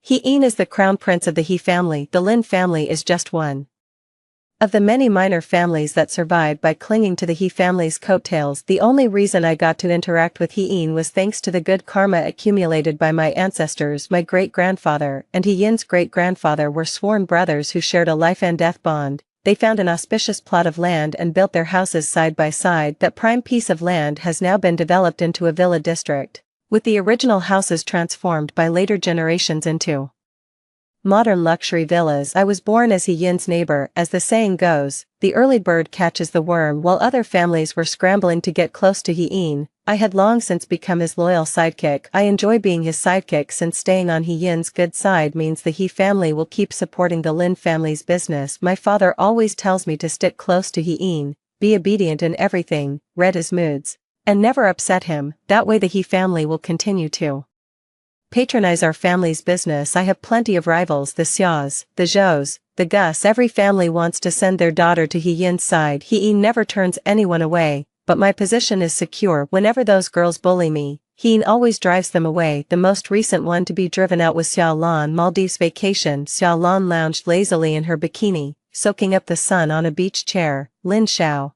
we're out of juice. I immediately caught on and said with a knowing smile, got it. Juice coming right up. I immediately ran to get the juice, and when I came back, I overheard her complaining to He Yin, why do you always bring Lin Xiao along every time we go out? He Yin shrugged it off, saying, she wanted to come, so I brought her along. He Yin always takes me with him wherever he goes, ever since we were kids. Happily, I held up 2 glasses of juice and placed them on the small table between the two of them. Juice, please enjoy. Xiao Lan shot me a sharp glare. I just love that look of hers. She can't stand me but can't do a thing about it. Xiao Lan and I were classmates, so I knew exactly what kind of person she was. So when she ditched me during the sightseeing bus tour, I wasn't the least bit surprised. But being in an unfamiliar place, not speaking the language, and without my phone, I wandered for ages without finding my way back to the hotel. In the end, I could only crouch by the roadside and cry, my eyes brimming with tears until my vision blurred. Through the haze, a lollipop appeared in my line of sight. My tear-filled eyes instantly sparkled with joy. Brother He Yin, the sight of lollipops always gives him away. When I was little, my parents were often away, and I'd cry so loudly it would disturb the He family next door. He Yin would always calm me down with lollipops. Back at the hotel, unsurprisingly, Xiao Lan left. From then on, Xiao Lan was blacklisted by He Yin. The Xiao family's business was pretty much finished. Women come and go, but Lin Xiao remains constant. I was smug, thinking I could follow He Yin for the rest of my life. As it turned out, I was far too naive too. After starting university, He Yin has set his sights on Sun Chu, the Hong Kong socialite heiress. The Sun family's status rivals that of the He family. Sun Chu is exceptional in every way, her personality, education, family background, figure, appearance, she's absolutely top tier. She's a true goddess. Unlike other women, Sun Chu showed no particular interest in He Yin when He Yin extended an olive branch To Sun Chu, she wasn't as easily won over as others had been. Her rejection piqued his interest and fueled his desire to conquer her. He launched an ardent pursuit of Sun Chu. He showered her with luxury watches, designer bags, and sports cars, yet Sun Chu remained completely unmoved. Then he switched to a softer approach, personally buying his goddess breakfast before dawn, sharing lunches with her, and meticulously arranging every detail of her day. He waited on her hand and foot with utter devotion. Just like how I treat him, I'm practically joined at the hip with Hee-in on a daily basis. Sun Chu also had a companion tagging along, her cousin, Sun Yu, and I stood outside the upscale French restaurant, staring at each other in bewilderment. Finally, the attractive couple emerged after their dinner date. Sun Chu parted her thin lips slightly to thank Hee-in. Thanks for dinner, I see your sincerity, but it's not enough for me. Sun Yu flipped me off with a disgusted look, then trotted after Sun Chu like an eager puppy. Hee-in frowned, but since Sun Yu was Sun Chu's cousin, he held his tongue. Sun Chu is truly heaven's favored daughter. Her perfection is so captivating it could charm you down to the last strand of her hair. I tore my gaze away from Sun Chu's graceful silhouette and turned to Hee-in. His eyes remained locked on that elegant figure in the distance, gleaming with a dark intensity that spoke of absolute determination. Over the weekend, Hee-in organized a boat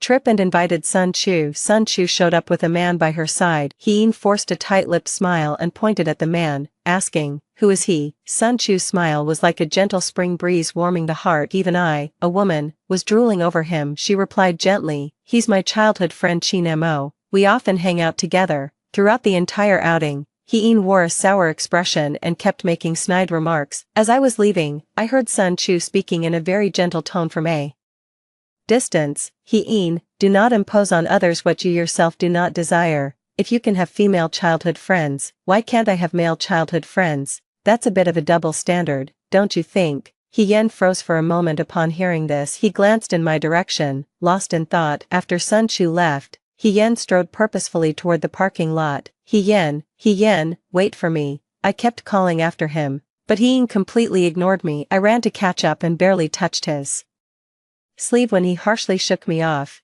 "Do you have to follow me everywhere?" Staggering from the force, I stood frozen in disbelief. His eyes were filled with resentment, impatience, and disgust when he looked at me, but I couldn't bring myself to question him. I never had the right to stand as Hee-in's equal in the first place. He granted me the privilege to stand by his side, and he could just as easily take it away. I stood frozen, watching his retreating figure disappear into the distance. It felt like a piece of my heart was missing. 3. The next day, Hee-in didn't wait for me to go to school together. I ran into Sun Yu at the teaching building. She had a smug look of schadenfreude on her face. "Lin Xiao, your days of living the high life are numbered." The hurt from being abandoned by Hee-in last night still lingered in my heart, and I really didn't want to deal with Sun Yu, but Sun Yu wouldn't let me off. She grabbed my clothes and shoved me to the ground. Frowning, I looked at her and demanded angrily, "What are you doing?" She crouched down, looking down at me condescendingly as she patted my cheek. "Let me warn you, stay away from Hee-in. He's the ideal son-in-law our Sun family has chosen." I looked directly at Sun Yu with full seriousness. Could the Sun family share some business with the Lins? Sun Yu was taken aback. "What do you mean, literally?" She rolled her eyes. "In your dreams." Hearing that, I stood up and slapped her across the face without a second thought. "Damn it, did you think everyone was like Hee-in, that anyone could just walk all over me and throw their weight around? You can't even secure business for my Lin family, and you have the nerve to tell me how to do my job. You're not much to look at, but you've got some nerve dreaming so big." Sun Yu was absolutely furious, covering her face with a vicious glare. She lunged at me in a rage. I didn't hold back either, sidestepping, lifting my leg, and delivering a kick in one fluid motion. Thud. She fell flat on her face. All that commotion actually cleared away last night's gloom. I let out a deep sigh and headed straight to class. After class, I was just about to look for Hee-in, but unexpectedly he came to find me first. Seeing Hee-in at the door, I was both surprised and overjoyed. I quickly gathered my books and rushed toward him with light, buoyant steps. "Hee-in," I called his name, but he didn't respond or pat my head as he usually did. I thought to myself, he looks a bit off. Is he's still upset about last night, but I didn't do anything wrong last night. He glanced at me and tossed out a remark, "Follow me." I followed closely behind him. It was the path leading to the art department. Just as expected, I arrived at the art department where Sun Chu was. Before even reaching the dance studio, I could hear the sound of someone sobbing. A sense of foreboding instantly washed over me. Sun Chu was comforting Sun Yu, who was crying her eyes out. He led me forward and tersely tossed 2 words at me, apologize. My eyes widened in displeasure. How could he defend someone without even hearing my side? I retorted, she started it. He ignored my explanations and remained unyielding. Lin Xiao, apologize. No way. For the first time ever, I stood up to He Yan, apparently taken aback by my defiance. He Yan's face flushed with anger. If you don't apologize, don't ever show your face to me again. I stared at him in disbelief. He always had my back whenever someone bullied me before, but now he's become my biggest bully. I turned my head and shot Sun Chu and Sun Yu an angry glare. Sun Chu looked at He with a hint of guilt in her eyes. He, there's no need to be so stern about a little scuffle between girls. Just, next time, could you avoid hitting the face? We girls care about our appearance. Though she seemed to be pleading on my behalf, she was actually blaming me for hurting Sun Yu's face. Sure enough, the furrow between He Yan's brows deepened, and his gaze held no hint of compromise as he looked at me. It finally dawned on me, he needed to give Sun Chu an explanation, otherwise, it would hinder his progress in pursuing Sun Chu. My eyes welled up with tears, my face a picture of utter grievance. After a few minutes of standoff, I gave a reluctant apology. I'm sorry. The moment Sun Yu heard my apology, she stopped crying and lifted her head. You've ruined me like this, and you think a simple apology is enough? Only then did I notice Sun Yu's face was bruised and swollen, looking completely battered. I was stunned. Did I really hit her that hard? Your face, smack. Just as I was about to voice my question, Sun Yu slapped me across the face, the sting burning sharply. Instantly, my blood boiled. I raised my hand to strike back,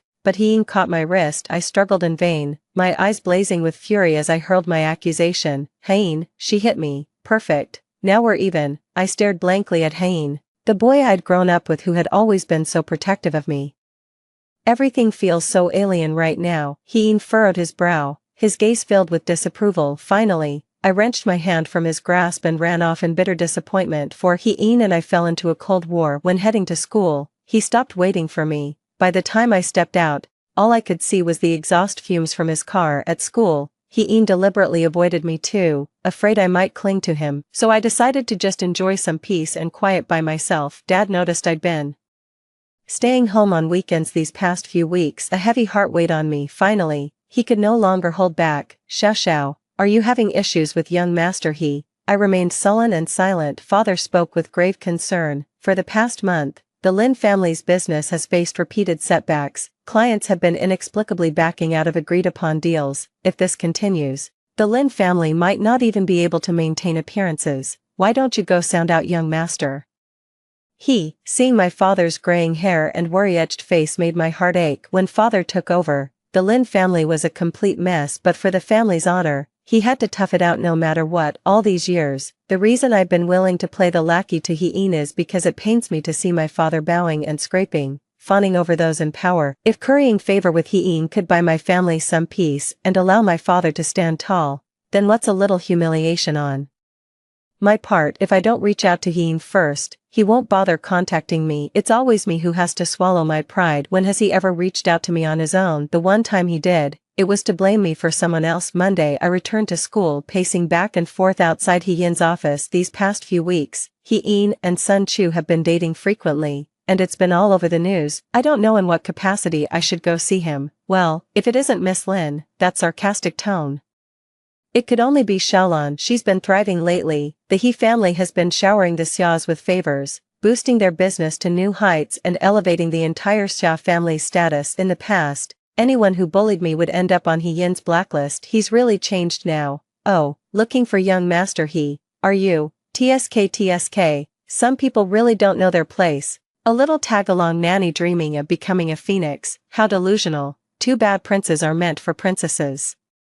After all, her noisy little mouth just keeps yapping away. I stared at her coldly. And what about you? Are you a pheasant or a crow? If I can't be a phoenix, does she really think she can? If I'm not good enough for the prince, how could she possibly be? Who do you think you're? Disgusting, you. My retort instantly sent Xiaolan into a furious rage, but then, her expression shifted and she broke into a smile. Still, I can be friends with the crown princess. Some people are just destined to be cannon fodder. Just you wait, you'll be driven out of the capital. With that, she turned and sauntered away, arms crossed, driven out of the capital. Me, is Xiaolan friends with the crown princess? Suddenly, Sun Yu's words came to mind. It must have been something Xiaolan said to Sun Chu. I never got to see He-in in the end. He went to Hong Kong with Sun Chu. No worries, he's bound to be here for Mrs. He's 50th birthday celebration. 5 weekend dignitaries and prominent figures from political and business circles all came to attend Mrs. He's 50th birthday celebration. I scanned the room but didn't spot He-in or Sun Chu. After Mr.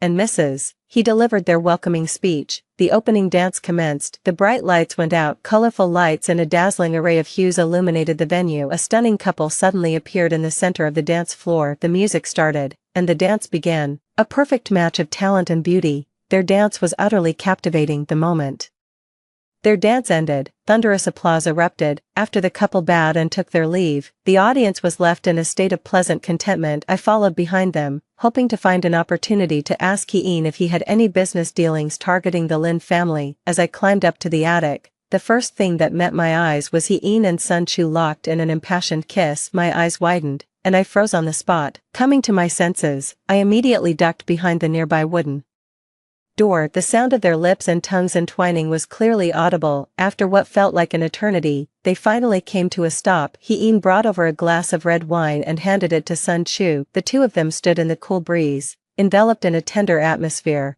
When is that childhood male friend of yours going to give you some space? Sun Chu leaned against the railing, swirling her wine glass. You're so mean. You get to keep your childhood female friend by your side, so why should my childhood male friend stay away? He-in kissed her earlobe and whispered something I couldn't quite catch. Then I heard Sun Chu say, well, that depends on how you perform. They lingered in each other's embrace for a long while before finally leaving the attic. I stepped out from behind the door, my blood running cold. A sinking feeling told me I might not be able to stay by He-in's side any longer. What about the Lin family's business? After going downstairs, I felt completely devastated. Sun Yu, Xiaolan, and Qin Mo raised their glasses at me provocatively.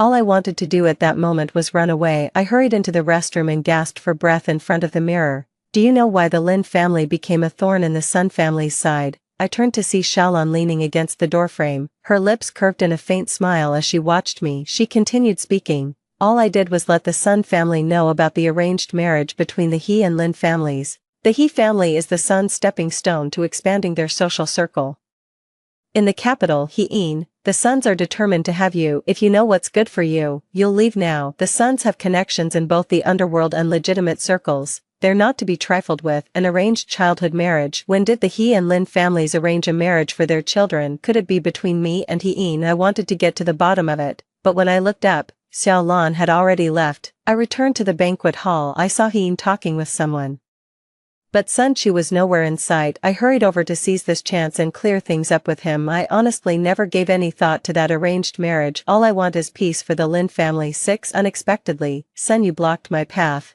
Hey, little follower, where are you off to? None of your business. Get out of my way. How dare you raise your voice at me? Do you want a repeat of last time when I made you regret ever crossing me? You set me up on purpose. Sun Yu wore an expression that just begged for a punch. Yeah, I did it on purpose. What are you going to do about it? You're just a foil to my sister. With her around, He-in will always take my side. I sneered. As if you were He-in's beloved, just a cousin, and you dare throw your weight around. A flash of anger crossed Sun Yu's eyes. She glanced behind me and stepped forward, closing in on me. My patience was wearing thin. Move aside. A flash of ferocity crossed her eyes. In just a second, our positions were reversed. She toppled toward the champagne tower, and as I tried but failed to grab her, it looked for all the world like I was the one who pushed her. The shattering glasses clattered loudly, drawing the attention of everyone in the banquet hall. Wah, Lin Xiao, why must you always make things so difficult for me? What did I ever do to you? Sun Yu accused me,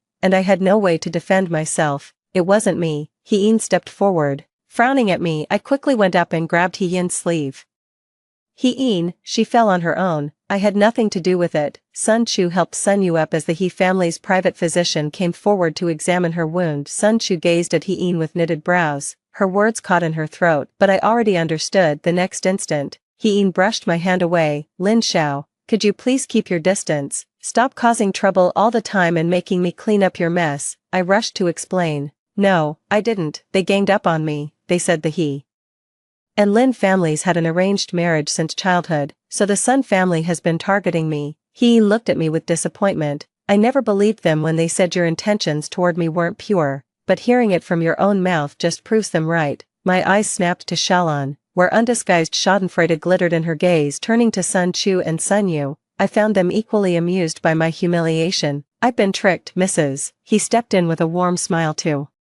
Smooth things over, Xiao Xiao, dear, I've always thought of you as my own daughter. You and Ian are even closer than real siblings. My parents bowed an apology to Mr. and Mrs. He, Xiao Xiao was out of line. We'll make sure to discipline her properly when we get home. We apologize for the trouble we've caused. I didn't care what they thought. I only wanted to know He Yin's stance, yet He Yin quickened his pace to pursue Sun Chu. I clutched desperately at the hem of his robe. He Yin turned back, his gaze icy as it fixed on me. Lin Xiao, could you please stop bothering me for the rest of your life? Stay away from me. I can't stand the sight of you. The murderous coldness in his eyes made me instantly release my grip on his clothes. I stared at him in stunned silence. Tears welled up in my eyes. He shot me an icy glare before rushing off after Sun Chu. The crowd around us buzzed with lively chatter. I alone stood frozen, as if trapped in an ice cellar. 7 Ever since He Yin openly expressed his disdain for me at the banquet, the Lin family's business had been facing mounting difficulties. Dad is overwhelmed, and Mom is deeply worried. I still want to try to win He Yin over and get him to help the Lin family, but right now, I can't even get close to him. I've tried waiting outside his department, staking out his home, and making appointments at the He Corporation, all to no avail. I couldn't even catch a glimpse of He Yin once again. I returned empty-handed and disappointed. Sun Yu, Xiaolan, and a bunch of nameless lackeys blocked my path. I had no desire to confront them. I tried to go around, but was stopped. I looked at Sun Yu coldly, without a hint of warmth. Move aside. Sun Yu stood with arms crossed, smirking at me with clear provocation. I refuse. What are you going to do about it? She shot a glance at her lackey, and someone immediately started getting handsy with me. I roared in fury, get lost, but they completely ignored my rage and escalated their behavior. After being shoved and stumbling once more, I warned them with crimson eyes, I suggest you get lost right now, and don't mess with me. Sun Yu let out a snort. Oh my, I'm so scared. Go ahead and try. See what happens when you mess with Miss Lin. At Sun Yu's command, her lackeys cast aside all restraint. They yanked my hair,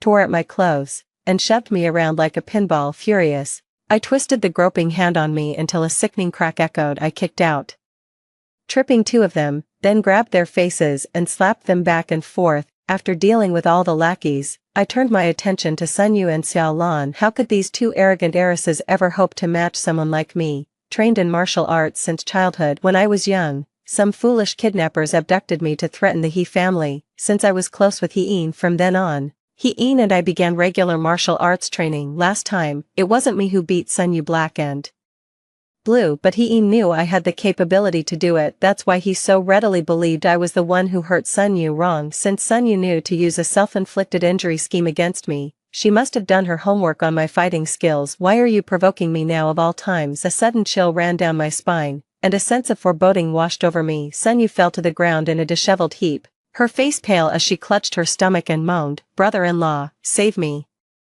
Following her line of sight, I turned my head. I met a pair of deep, chilling eyes. I stood frozen in place with both witnesses and material evidence present. There was no room for denial. Sun Chu ordered someone to take Xiaolan and Sun Yu away. He Yin was the last to leave. After taking a few steps, he paused and turned back. I could barely make out his profile. He said, "Lin Xiao, I feel like I've never truly known you." Suddenly my throat felt choked up, choking back sobs, throat aching.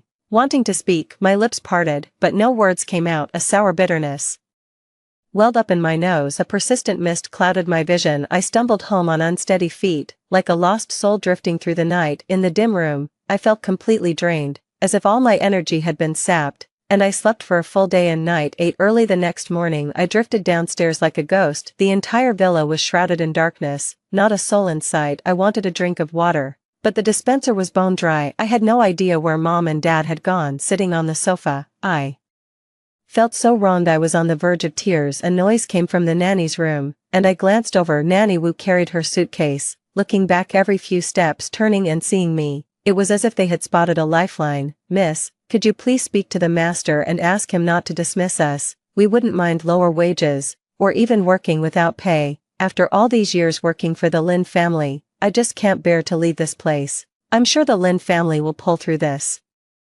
difficult time. My head was spinning. Nanny Wu kept chattering away. After a long silence, I spoke in a hoarse voice. Fired, crisis. Nanny Wu wiped her tears. The master and mistress haven't slept for days while securing investments. Several products have developed issues, and we're facing substantial compensation claims. Only then did I realize how completely the Lin family had fallen apart. I took Mother Wu's hand in mine. Please wait here for me. My voice caught in my throat.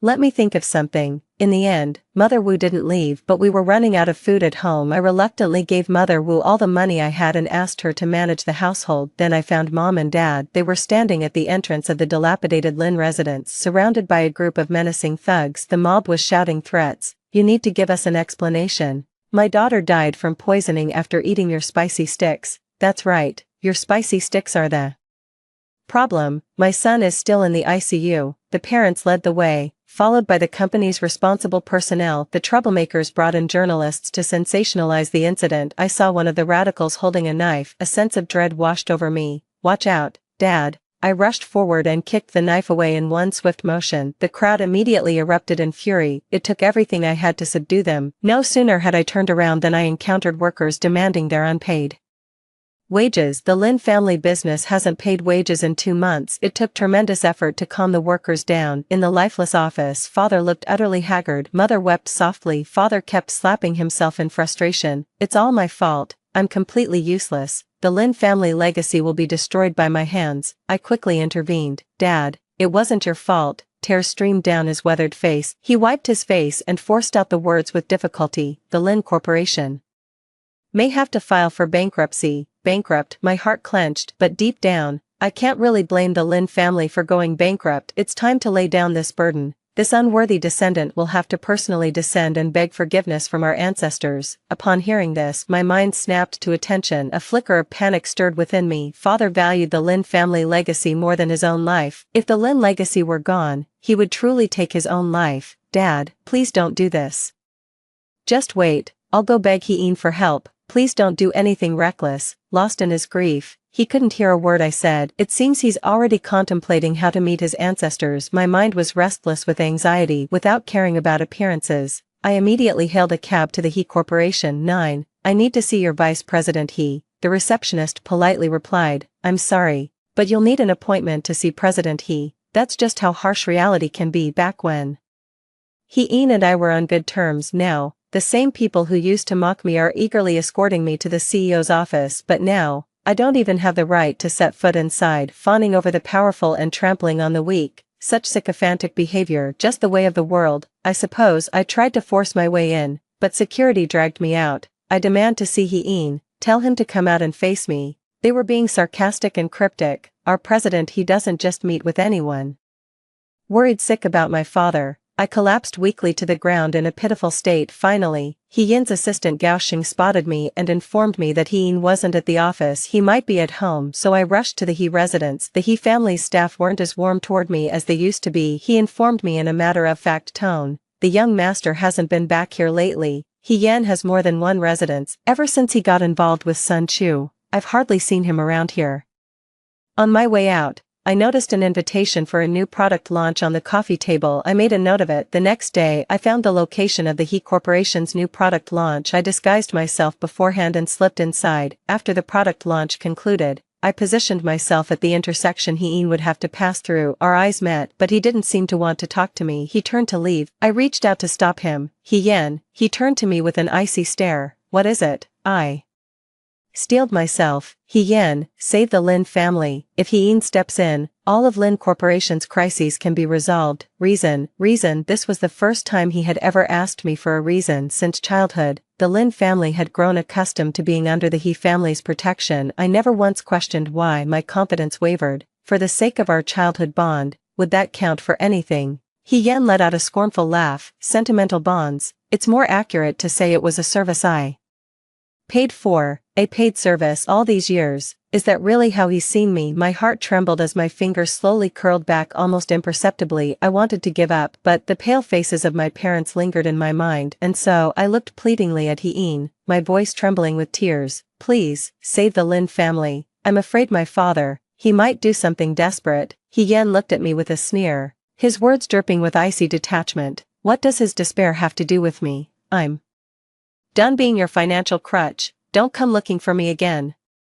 I grabbed his sleeve, he shot me a disgusted look, he pried my hand off, my hand was rubbed raw from him roughly yanking at my sleeve. I've got urgent business right now, and I'd advise you not to test my patience. With that, Gauching blocked my path. He shoved his hands in his pockets and walked off without a second glance. Watching his receding figure fade into the distance, my heart sank deeper with every passing moment. I don't know how I managed to walk out of that building, all I know is I was just stepping out when someone dragged me into a van. Half an hour later, the blindfold was ripped from my eyes. My blurred vision gradually came into focus. I frowned as I recognized the person standing before me. Sun Yu. Sun Yu stared at me with an icy glare. Lin Xiao. Oh Lin Xiao, your guardian angel's gone now. Let's see how you dare to cross me this time. A sharp slap landed on my face, and blood immediately trickled from the corner of my mouth. I wanted to fight back, only to realize with a sinking feeling that my hands and feet were tightly bound, leaving me completely immobilized. I glared furiously at Sun Yu.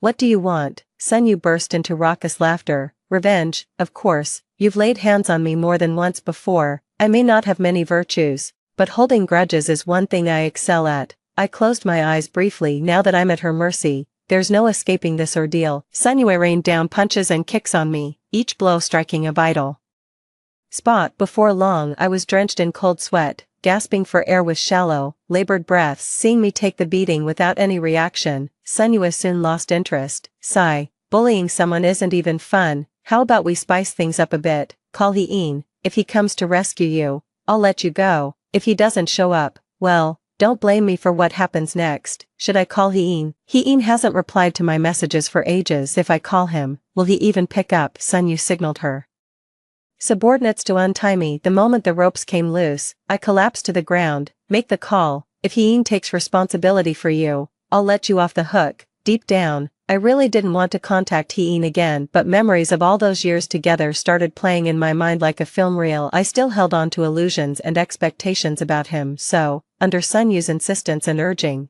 I dialed Yin's number. But whether it was phone calls, WeChat, QQ, or even Alipay, I tried every possible way to reach him. Yin didn't respond at all. I listened to the endless beeping of the phone, feeling almost hopeless. Oh, what a memory I have. It's my sister's birthday today. Yin must be swamped, buying birthday presents and decorating the venue. Wow, I'm jealous. So the important thing Yin mentioned was celebrating Sun Chu's birthday. Ha ha ha. Tears streamed down my face as I let out a soft, bitter laugh. My stomach, where Sun Yu had kicked me earlier, was now seized with spasms of pain. Seeing my condition, Sun Yu decided to add fuel to the fire. Since you can't get through, let me give it a try and ask for you. Sun Yu initiated a video call to Yin. Brother-in-law, are you busy right now? Yin responded with a curt Lin Xiao has something to tell you. Yin's brow furrowed at the sound of my name, but he said nothing. Destroy both the body and the spirit. He refused to take my calls, yet answered Sun Yu's. Sun Yu turned her phone toward me. I must have looked a mess, sobbing uncontrollably with a wretched expression. I whispered, Yin, save me. Lin Xiao, what trick are you trying to pull this time? No one knows your fighting skills better than I do. Sun Yu is no match for you. Even if you have a legitimate reason, don't bother me with it. On the other end of the video call, Yin was standing on a rooftop terrace. The venue was grand, exquisitely arranged, with Sun Chu at the center of the crowd, chatting and laughing animatedly. He hung up as soon as he finished speaking. His indifference shattered my last glimmer of hope. Tisk, tisk, how pathetic. I lay sprawled on the ground like a heap of worthless mud. More agonizing than the physical pain was the utter loss of hope. He was no longer the Yin I once knew. Seeing that I had no fighting spirit left, Sun Yu also lost interest. How boring. I'm off to my sister's birthday party. Hope you have a pleasant evening. Sun Yu left, but she left behind 5 strapping men. They approached me with lecherous grins. 3 years later, the He family father was invited to attend the silver anniversary celebration of Mr. and Mrs. He's in his element at these drinking gatherings. It's all just bowing and scraping, flattering and fawning anyway. He's used to it. He had just finished toasting a big shot when he turned and bumped into someone's back. He kept apologizing profusely. I'm so sorry, so sorry. Only when he looked up did he realize it was Yin. Yin remarked as if casually, Uncle Lin, Oh, young master you're too kind, I don't deserve such courtesy. My father gave an awkward chuckle and tried to slip away quietly at those words. Yun's face immediately darkened, a suffocating weight lodged in his chest, leaving him breathless. He had barely turned around when Yun's sharp rebuke stopped him in his tracks. Stop right there. He turned back, keeping a meter's distance from Yun. What are your orders, young master Lin Xiao? Yun's words were cut off by his father before he could finish. He declared earnestly, don't worry, young master I've promised her to someone else, she won't be a bother to you anymore. Hearing this, Yun froze for a moment. A hollow ache bloomed in my chest. His gaze turned icy as he stared at his father. Say that again. Yun's intimidating presence made the father wipe the cold sweat from his brow. He repeated, young master you have my absolute word. I've already promised her to another. She won't be a bother to you ever again, Dad repeated for the second time. Yun's face suddenly changed. He slammed his glass to the ground, sending shards flying everywhere. Everyone around was startled, sensing trouble. Dad made a quick escape while Yun was still fuming on the spot. The first thing he did after getting home was call me overseas. Sweetheart. I was still half asleep when I picked up the phone. It was the middle of the night here. Dad doesn't usually call at this hour. What's wrong, Dad? Sweetheart, you need to stay hidden out there. Dad told me about Yun throwing a tantrum and smashing a wine glass. What happened? The residence. Yun's study. His gaze was fixed on the technicians tinkering with a cluster of instruments. The conversation between my father and me clearly reached both their ears. Can you get a lock on it? The technician furrowed his brow as he worked meticulously. After a series of beeping sounds, the technician exclaimed, it's done. I was still drowsy-eyed, but after hanging up the phone, I just couldn't fall back asleep. I got up and went to the window. Even in the early hours, the streets were already bustling with traffic, and the neon lights shone brilliantly. My mind drifted back to that evening. Someone came to my rescue at the critical moment. She recorded the entire incident, and I used that video to blackmail Sun Chu. Sun Yu was just a lackey like me. The only person in the Sun family with any real influence is the patriarch's daughter, Sun Chu. I laid it out for Sun Chu. If my demands aren't met, I'll release the video exposing Sun Yu's atrocities. The court of public opinion alone will be enough to crush the Sun family. The Sun family's establishment in the capital would be jeopardized. I also warned her that the more she targeted the Lin family, the tighter I'd cling to Yun for support. I'd publicly announce my childhood engagement to Yun and brand her with infamy. Thus, Sun Chu conceded. She promised to help the Lin family, while I left the capital. The day I left, it poured rain in the capital, and Sun Chu, fearing that Yun would learn of my departure, injected funds into the Lin family that very day. Both of my parents attended the ribbon-cutting ceremony, so I quietly came to the UK alone. When I left back then, my heart had already gone numb. Yun dealt me a devastating blow. That's why I left without a single shred of regret. I asked my parents to deregister my household registration and change my name, gradually putting down roots in a foreign land. Shortly after I left, Yun and Sun Chu got engaged. 12. The engagement ceremony was grand, broadcast live worldwide, and I watched it from abroad. I had just arrived in the UK. That's when I met Chu Hao. He was a cultured man from a well-off family, and he quietly provided substantial support to the Lin family during that time. My parents, Chu Hao, and I traveled through several countries to meet up. They were very pleased with Chu Hao and asked him to take good care of me. The money Sun Chu provided before leaving temporarily saved Lin Corporation, but more funds were needed later. Chu Hao helped my father resolve this lingering concern, so the Lin family at least avoided bankruptcy. I just hope the He and Sun families will leave Lin Corporation alone. I could spend my whole life without returning to my home country, without ever showing up in front of them again. When I first arrived in the UK, I'm deeply saddened. I found myself completely alone, with no one to turn to. Completely lost and confused. After being here for a while, I noticed that the British really love their tea: breakfast tea, bedtime tea, afternoon tea, farewell tea, tea breaks, and so on. I decided to open a Chinese-style tea house, focusing on premium Chinese teas and serving traditional Chinese snacks alongside them. It has gained widespread popularity. The tea house expanded from one location to 2, then 3, and has now become a chain across Europe and America. Meanwhile, to help the Lin family resolve their product sales issues as a distributor, I established sales channels for spicy strips in European and American supermarkets, successfully addressing the Lin family's years of losses and sluggish sales. Life is quite comfortable these days. I'm sitting in the office, checking the account balance. Knock, knock,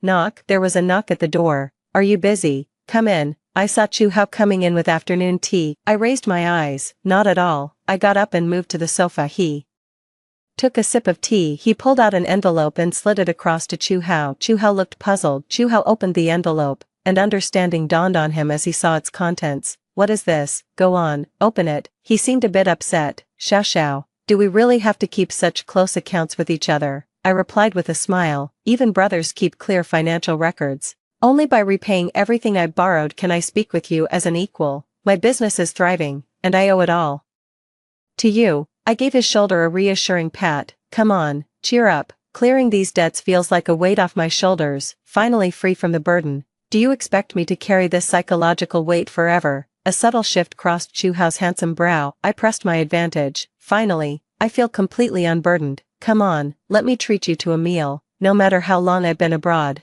I still love the cuisine from back home the most. Jizue, a very famous Chinese restaurant around here, drunk with fine wine, nourished by noble virtue. The name alone reveals the owner's deep appreciation for Chinese culture. Being quite far from where we live, we never found the time to visit until now. Chu Hao and I ordered several classic dishes. Before the meal, I'll just pop to the restroom. Stepping out of the private room, excuse me, could you tell me where the restroom is? The server gestured toward the other side. Got it, thanks. I stepped out of the restroom. Someone blocked my path. I was looking down at my phone and didn't notice the person approaching. Excuse me, could you let me through? The person stood firm, not moving an inch. I put down my phone and looked up. Time stood still. The world around us continued to shift and change. 13 in an instant, yet we both stood frozen in place. An old scar on my heart began to ache, threatening to reopen. Memories I'd rather not confront were clawing their way to the surface. A ripple of unease disturbed the calm waters of my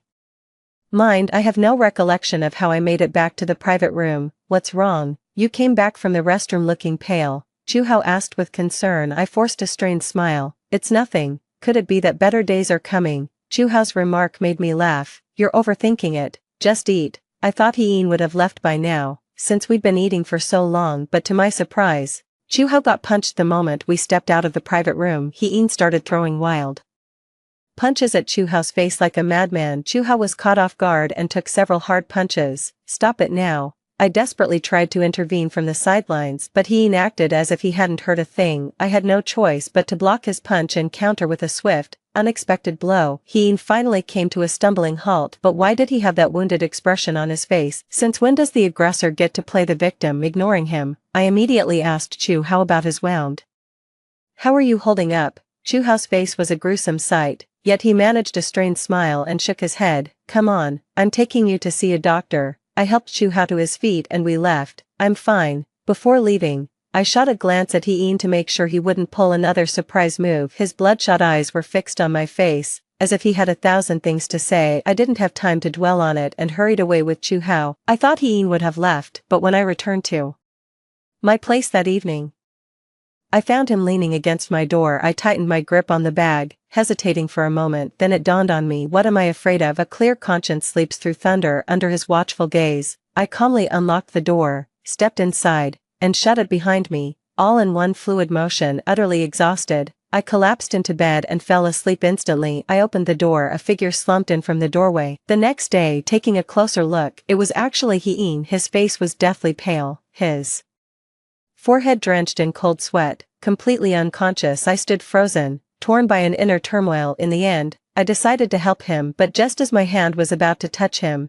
the agony of being brutally beaten by Sun Yu all those years ago came rushing back as if it were happening all over again. The spasmodic pain made me jerk my hand back with a shudder. He didn't save me back then either, so I heartlessly kicked him out with one swift motion, slammed the door, let him collapse at the doorstep unconscious. I don't understand what kind of act he's putting on anyway. It's none of my business. I've moved on with my life now, and everything makes sense on its own terms. I'm not that person anymore who had to be Hien's lackey, constantly sucking up to him. Whether he lives or dies is no concern of mine. But ever since that day, he started haunting my every step like a ghost. When I went to dine, he'd be standing by the glass window. When I visited an art exhibition, he'd appear at every turn. When I went to work, he was standing at the company entrance. The most crucial part was this: every single night, without fail, he would be at my doorstep. Whenever Chu Hao and I appeared together, he would inevitably get beaten up. I didn't exchange a single word with Heen throughout this entire process. It was just a whim of his, yet he's kept this up for 2 solid months now, or so I thought, many times. His assistant Gao Xing would watch me from a distance, looking as if he wanted to say something but always holding back. People at the office were whispering behind my back when I got home, even my neighbors avoided me, as if I were haunted by some sinister presence. That evening I returned home to find Heen was nowhere to be seen. 14 Yet, I couldn't shake off a faint sense of emptiness inside. I went through my usual routine, opening the door, stepping in, and closing it, all in one smooth motion. I quietly let out a sigh of relief. I'm a light sleeper, half asleep. I heard the sound of the door lock. My senses snapped to attention. In the darkness I groped my way out of bed. Grabbing a club, I concealed myself behind the sofa. A towering figure was ransacking my room, searching every nook and cranny. He crept into the bedroom, grew alert upon finding the bed empty. My heart began to race. I considered paying them off to avoid trouble. It's probably not possible now, he pursued while I evaded. With my back against the wall, I launched a preemptive strike. Seizing the moment of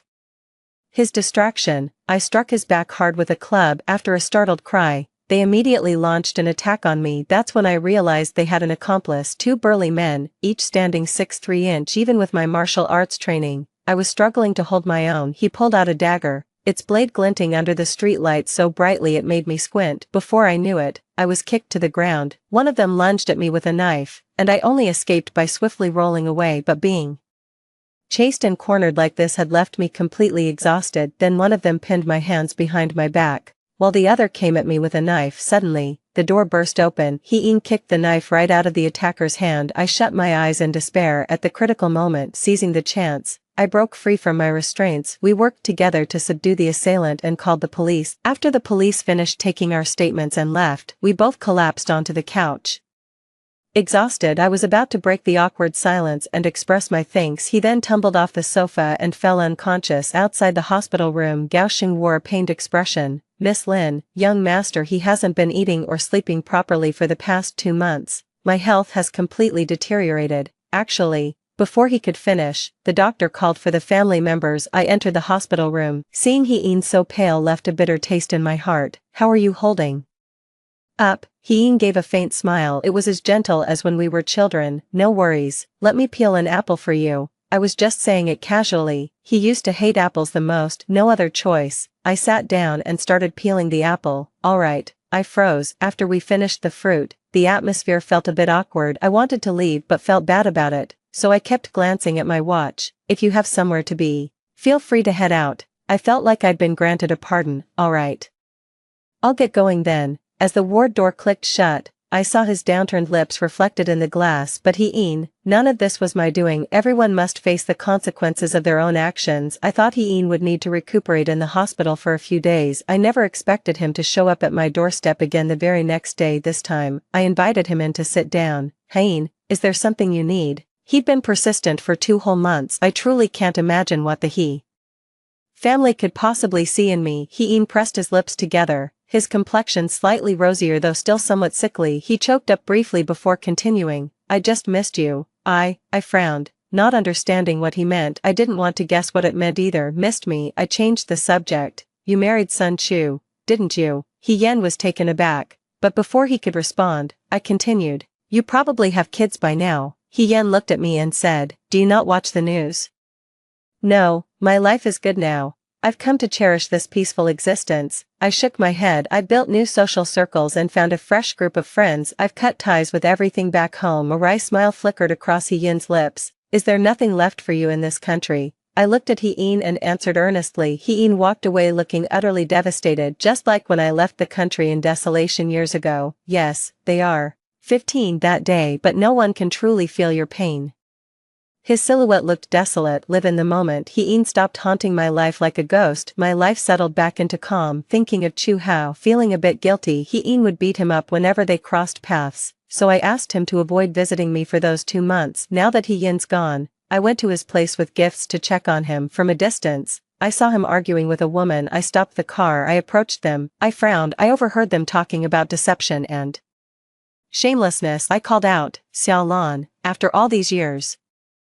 She hasn't changed a bit. Xiao Lan seemed slightly surprised to see me. Lin Xiao. I glanced from Chu Hao to Xiao Lan. do you two know each other? Their silence spoke volumes, a tacit admission. What were you arguing about? Xiao Lan shot a sidelong glance at Chu Hao, who immediately turned his face away. In the living room of Chu Hao's home. Lin Xiao, how have you been all these years? That's good to hear. I owe you my life for saving me back then. That's great. When Sun Yu left 5 strong men behind, her intentions were crystal clear. Right at the critical moment, Xiao Lan burst in with her team and rescued me. At that time, Xiao Lan was pretending to pledge allegiance to the Sun family. The house where I was held captive was actually arranged by her. She had installed surveillance cameras in advance, capturing the entire process of Sun Yu assaulting me. Later, I used that video to threaten Sun Chu. Hearing my words, Xiao Lan's smile seemed forced. Actually, it was all arranged by young master He-in. What does He-in have to do with this? What? When I reached out to him for help, he told me not to contact him. Xiao Lan told me He-in only pretended to form a marriage alliance with the Sun family to help me get revenge. The Sun family started out in the underworld. It was the Sun family who kidnapped me back then. After that kidnapping, I was ill for a whole year, afraid of the dark, afraid of interacting with people, afraid of any physical contact. It was He-in who stayed by my side day and night. Tell me, don't be afraid, it's all over now. I'll make them pay for this, I promise. A lump seemed to form in my chest, heavy and suffocating. A vow of revenge made so many years ago. Had he actually gone through with it? Xiao Lan was the mole he had planted in the Sun family in advance. Even Chu Hao was arranged by He-in. Xiao Lan was seething with righteous indignation when she mentioned Chu Hao. That bastard doesn't even understand the principle of hands-off a friend's partner. Young master, he only asked him to look after you. But who would have thought he'd actually set his sights on you? Just like you, he changed his name, cut off all contact, and kept watch over you. This made young master he lose track of you, leaving him restless and anxious. In the past few years, I was afraid He-in would find me. I never gave my family my phone number. We rarely contacted each other, and when we did, I would deliberately use a public phone. I looked at Chu Hao, his lips pressed tightly together. Is what Xiao Lan said true? Chu Hao's face showed clear remorse. I'm sorry, but my feelings for you are real. No wonder He-in beats up Chu Hao every time they meet. They're both scumbags. I turned to Xiao Lan one last time. What's your relationship with Chu Hao? Him, he's the stepson of the mother who abandoned me. We left Chu Hao's residence. My thoughts are slightly unsettled. Foes no longer feel like foes. Benefactors no longer seem like benefactors. It feels as if something is suddenly missing within. Strolling across the square, watching scattered groups of people, it felt like stepping into another era. I couldn't contain my curiosity. I looked up news about He-in and Sun Chu. Hashtag high society marriage collapses. Hashtag Sun family shocking scandal. Hashtag 16. Hashtag Sun family exposed for money laundering with drug cartels. Hashtag Sun family exposed as patrons of northern Myanmar scam syndicates. Sun family declares bankruptcy. Key members of Sun family apprehended. All these reports surfaced approximately 2 months ago. Each one is front-page news. I still can't forgive He-in. Why could you tell Xiao Lan these things, but not me? But did it have to be done through deception and hurting me? We could have fought side by side, yet you've cast me in this agonizing role of a passive recipient of favors. Is this what He-in considers love? Knowing the truth hasn't really changed anything in my life. My routine remained unchanged. Up at dawn, off to work, meals, home, then bed. The same monotonous cycle, day in and day out, until one day a package arrived for me. I opened it to take a look. It was a stock transfer and property gift agreement. He-in had transferred all his shares in the He Corporation to me and gifted me all his movable and immovable property. I was stunned. What did he mean by that? I wanted to get in touch with him, but then I realized I didn't have his contact information. I called my dad. Dad seemed to hesitate, holding back his words. Xiao, maybe you should come back and see He-in. I couldn't believe Dad actually asked me to visit He-in. When I left back then, I told Dad that the reason young master he targeted the Lin family was because my presence in the country had been getting on He-in's nerves. I was puzzled, so my father sent me away, hoping I would never return. But now, he actually wants me to go back and see He-in. What happened to him? Father let out a sigh. So young, yet diagnosed with a terminal illness, / he's given up on treatment, / after hanging up, I couldn't calm down for the longest time. The envelope in my hand felt burning hot. I had to do a lot of soul-searching before I finally convinced myself I still need to return his things to him. After all, heading back home, I went to the He residence to find He-in. I was told that He-in wasn't home. Mrs. He took my hand. Xiao, he had no choice back then.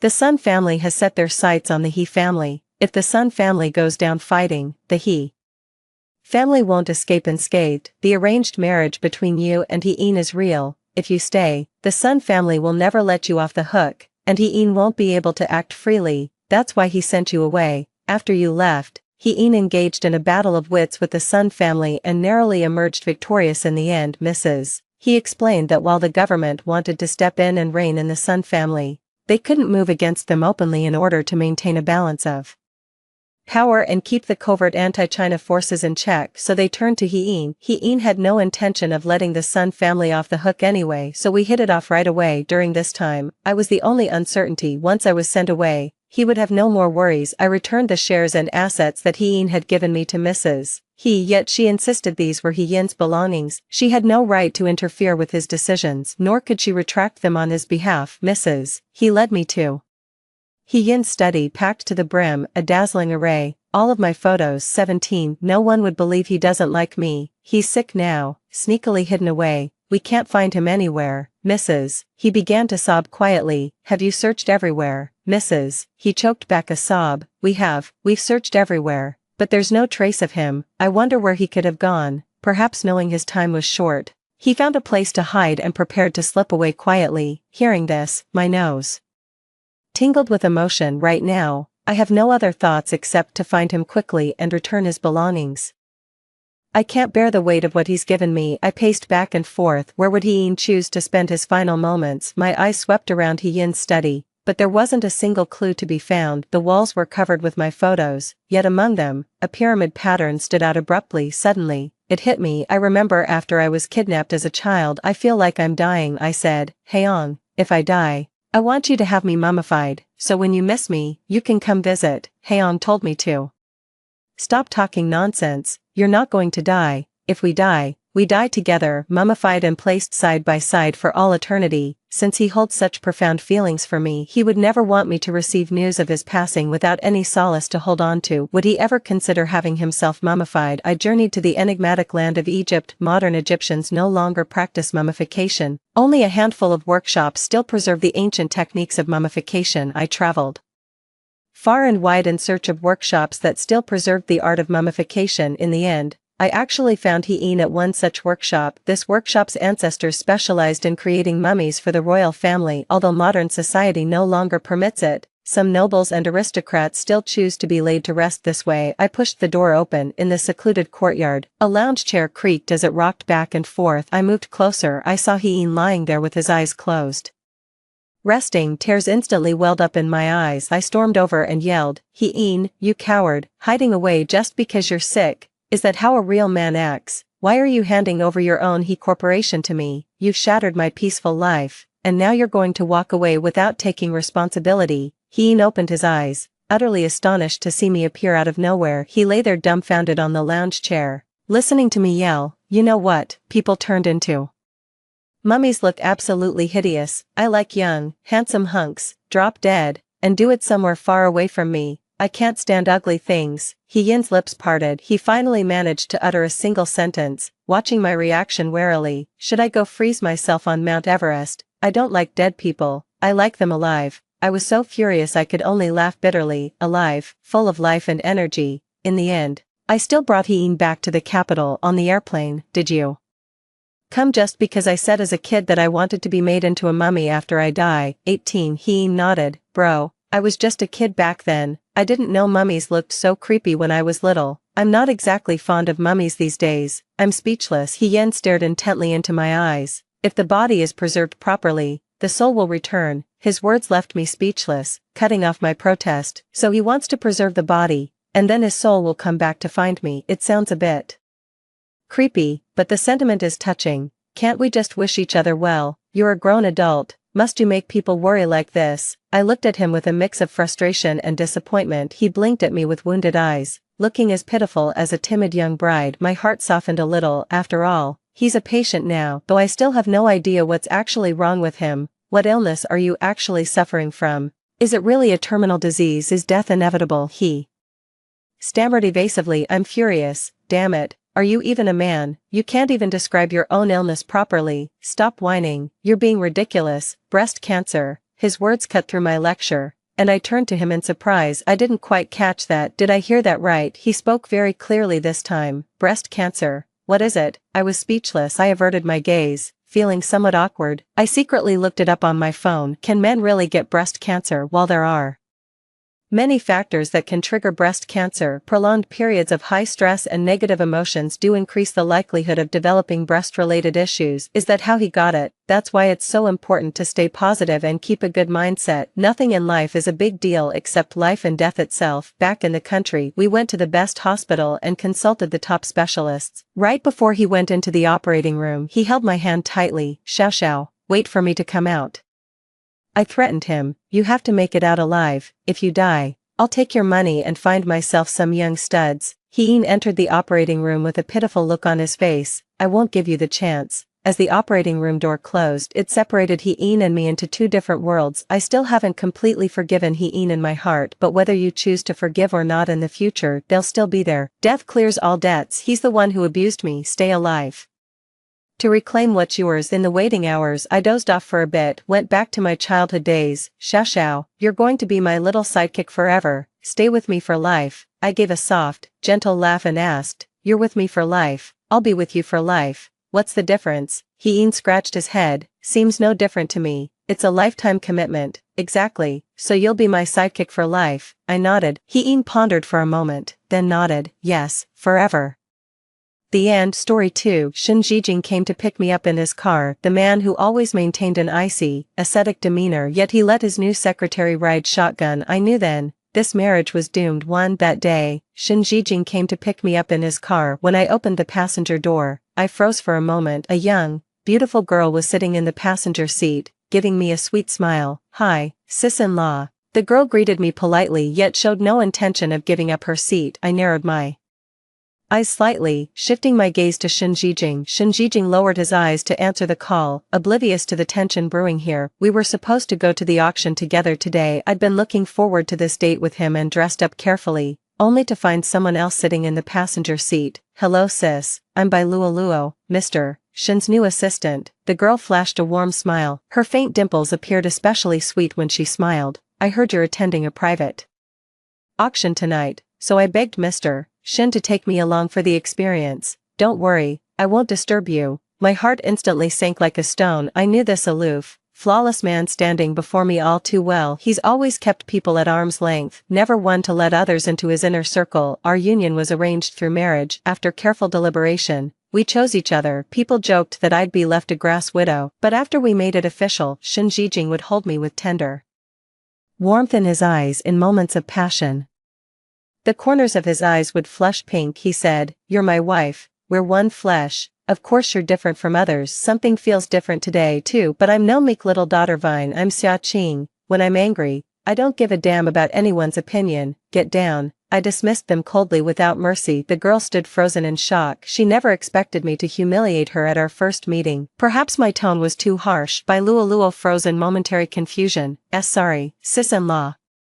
The girl's voice quivered with tears as she slumped into the back seat, disheveled. Shen Jijing had just ended his call when his gaze shifted toward us. He realized I was upset. A look of resigned indulgence spread across his face. The man leaned over to fasten my seatbelt. Noticing someone had messed with the seat position, I readjusted it with visible irritation. After all that hassle, I was absolutely fuming. Damn it. Who dares adjust my passenger seat? The atmosphere in the car turned icy, leaving the girl too terrified to speak. Shen Jijing's brows furrowed slightly as he calmly suggested to me, if you're feeling down today, let's just go home. The woman in the rearview mirror was silently weeping. I was utterly miserable. Bai Luo, right, I'm not in the mood anymore. Get yourself a cab, Mr. Shen and I are heading home. The girl turned pale, casting a feeble glance at Shen Jijing. The man showed no intention of coming to her rescue. The girl stepped out of the car, utterly dejected. 3. Shen Jijing would never embarrass me in front of others. He's always known how to keep his emotions in check, so his suggestion was simple. Let's go home. Whatever it is, we'll settle it at home. That's the unspoken understanding we've built over the years. She's just a fresh graduate entering society. Why bother holding it against her? Shen Jijing pulled me into an embrace. The first time, Shen Jijing looked puzzled. What? After all these years, this is the first time you've Let another woman ride shotgun. The man never expected this would be what bothered me. Everyone in our circle knows how exceptional Shin Jijing is. Countless women adored him, yet he remained virtuous though tempted by many. He stayed untouched. Shin Jijing smiled faintly, tousling my hair. Never thought I'd see you jealous. He leaned in to kiss me, his nose brushing against my cheek. She's just my subordinate, nothing more. There will never be anything between us. Shin Jijing cradled my face, gazing into my eyes. He vowed to me in a solemn voice, for a woman's intuition is never wrong. Even though I'd only met Bai Luolua once, my gut tells me this girl definitely has ulterior motives towards Shin Jijing. I thought the initial power play would be enough, yet to my surprise, the auction necklace meant for me ended up around that girl's neck the very next day. Xiaohe, Shin Jijing's chief assistant, sent me a photo along with a WeChat Moments screenshot. In the photo, the crescent diamond necklace draped around Bailua's fair neck accentuated her delicate charm. The girl's eyes were swollen, yet a faint smile lingered at the corners of her lips. She must have cried her heart out after returning home last night. Someone's gift had brought her solace. This screenshot shows Bailuolua's social media post. The CEO says, "Girls must stay strong even when wronged." Wiping my tears, "Yes sir, my dear CEO." A few cute fist-pumping emojis, and a picture of a necklace placed inside a box. My blood ran cold at that moment, though hard to say aloud. I must confess, she provoked me to the brink of losing composure. It's an awful feeling, like finding a bloodstain on your favorite white handkerchief. This sensation feels strangely fascinating to me. I even had the urge to floor a yellow Ferrari at 180 miles per hour and slap that woman across the face. Consequences be damned. But looking at my own hands, I realized how pathetic it was to even acknowledge that cheap gold digger. I gave Wenwen at Hermes a call.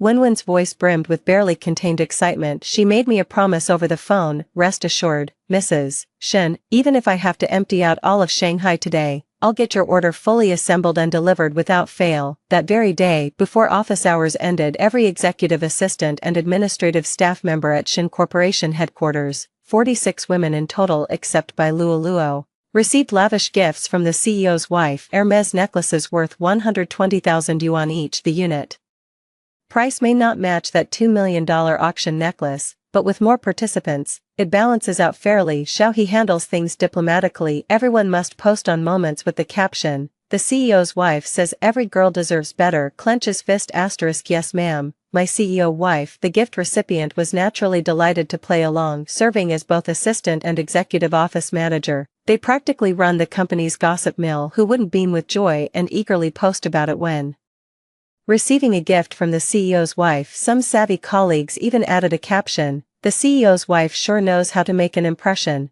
While executive assistants may not wield much influence within the company, their gossip network spans every department with terrifying efficiency. Within half an hour, the entire company knew the CEO's wife had gifted everyone Hermes necklaces. As for the reason, gossip circles have been buzzing about it for ages. Bai Luoluo turned deathly pale, as if deeply humiliated. With red-rimmed eyes, she fled to the restroom to remove her diamond necklace. Two colleagues who came in to touch up their makeup gave her ambiguous snickers. Mortified, Bai Luoluo hung her head and hurried out of the restroom, the mocking laughter growing increasingly brazen behind her. Her cheeks burned as she placed the necklace back in its box, returning it untouched to Shin Jijing. 5. Shin Jijing had just wrapped up a video call with his business partner. He saw the clearly tear-stained girl clutching the jewelry box, staring forlornly at her own feet. "What's wrong?" Shin Jijing asked with confusion. Tears welled up in Bai Luolua's eyes before she could speak. She choked back a sob, pitifully pleading, "Mr. Shin, please take this necklace back. I don't dare accept it." A flicker of displeasure crossed Shin Jijing's stern face. His gut told him something was amiss, yet he didn't press for answers. He simply kept his gaze fixed on the person before him. Bai Luoluo bit her lip, hesitated, then finally recounted everything that had transpired in the office that day. "Mr. Shen, I'm so sorry for always causing you trouble. I just posted it on social media to motivate myself. I don't know how Madam found out." Bai Luoluo sobbed quietly. "I never expected Madam would get this angry." The woman looked as pitiful as a little white rabbit. "Mr. Shen, I'd like to apologize to your wife in person and explain everything clearly." Shin Jijing never had the habit of checking social media feeds. His life was completely consumed by work.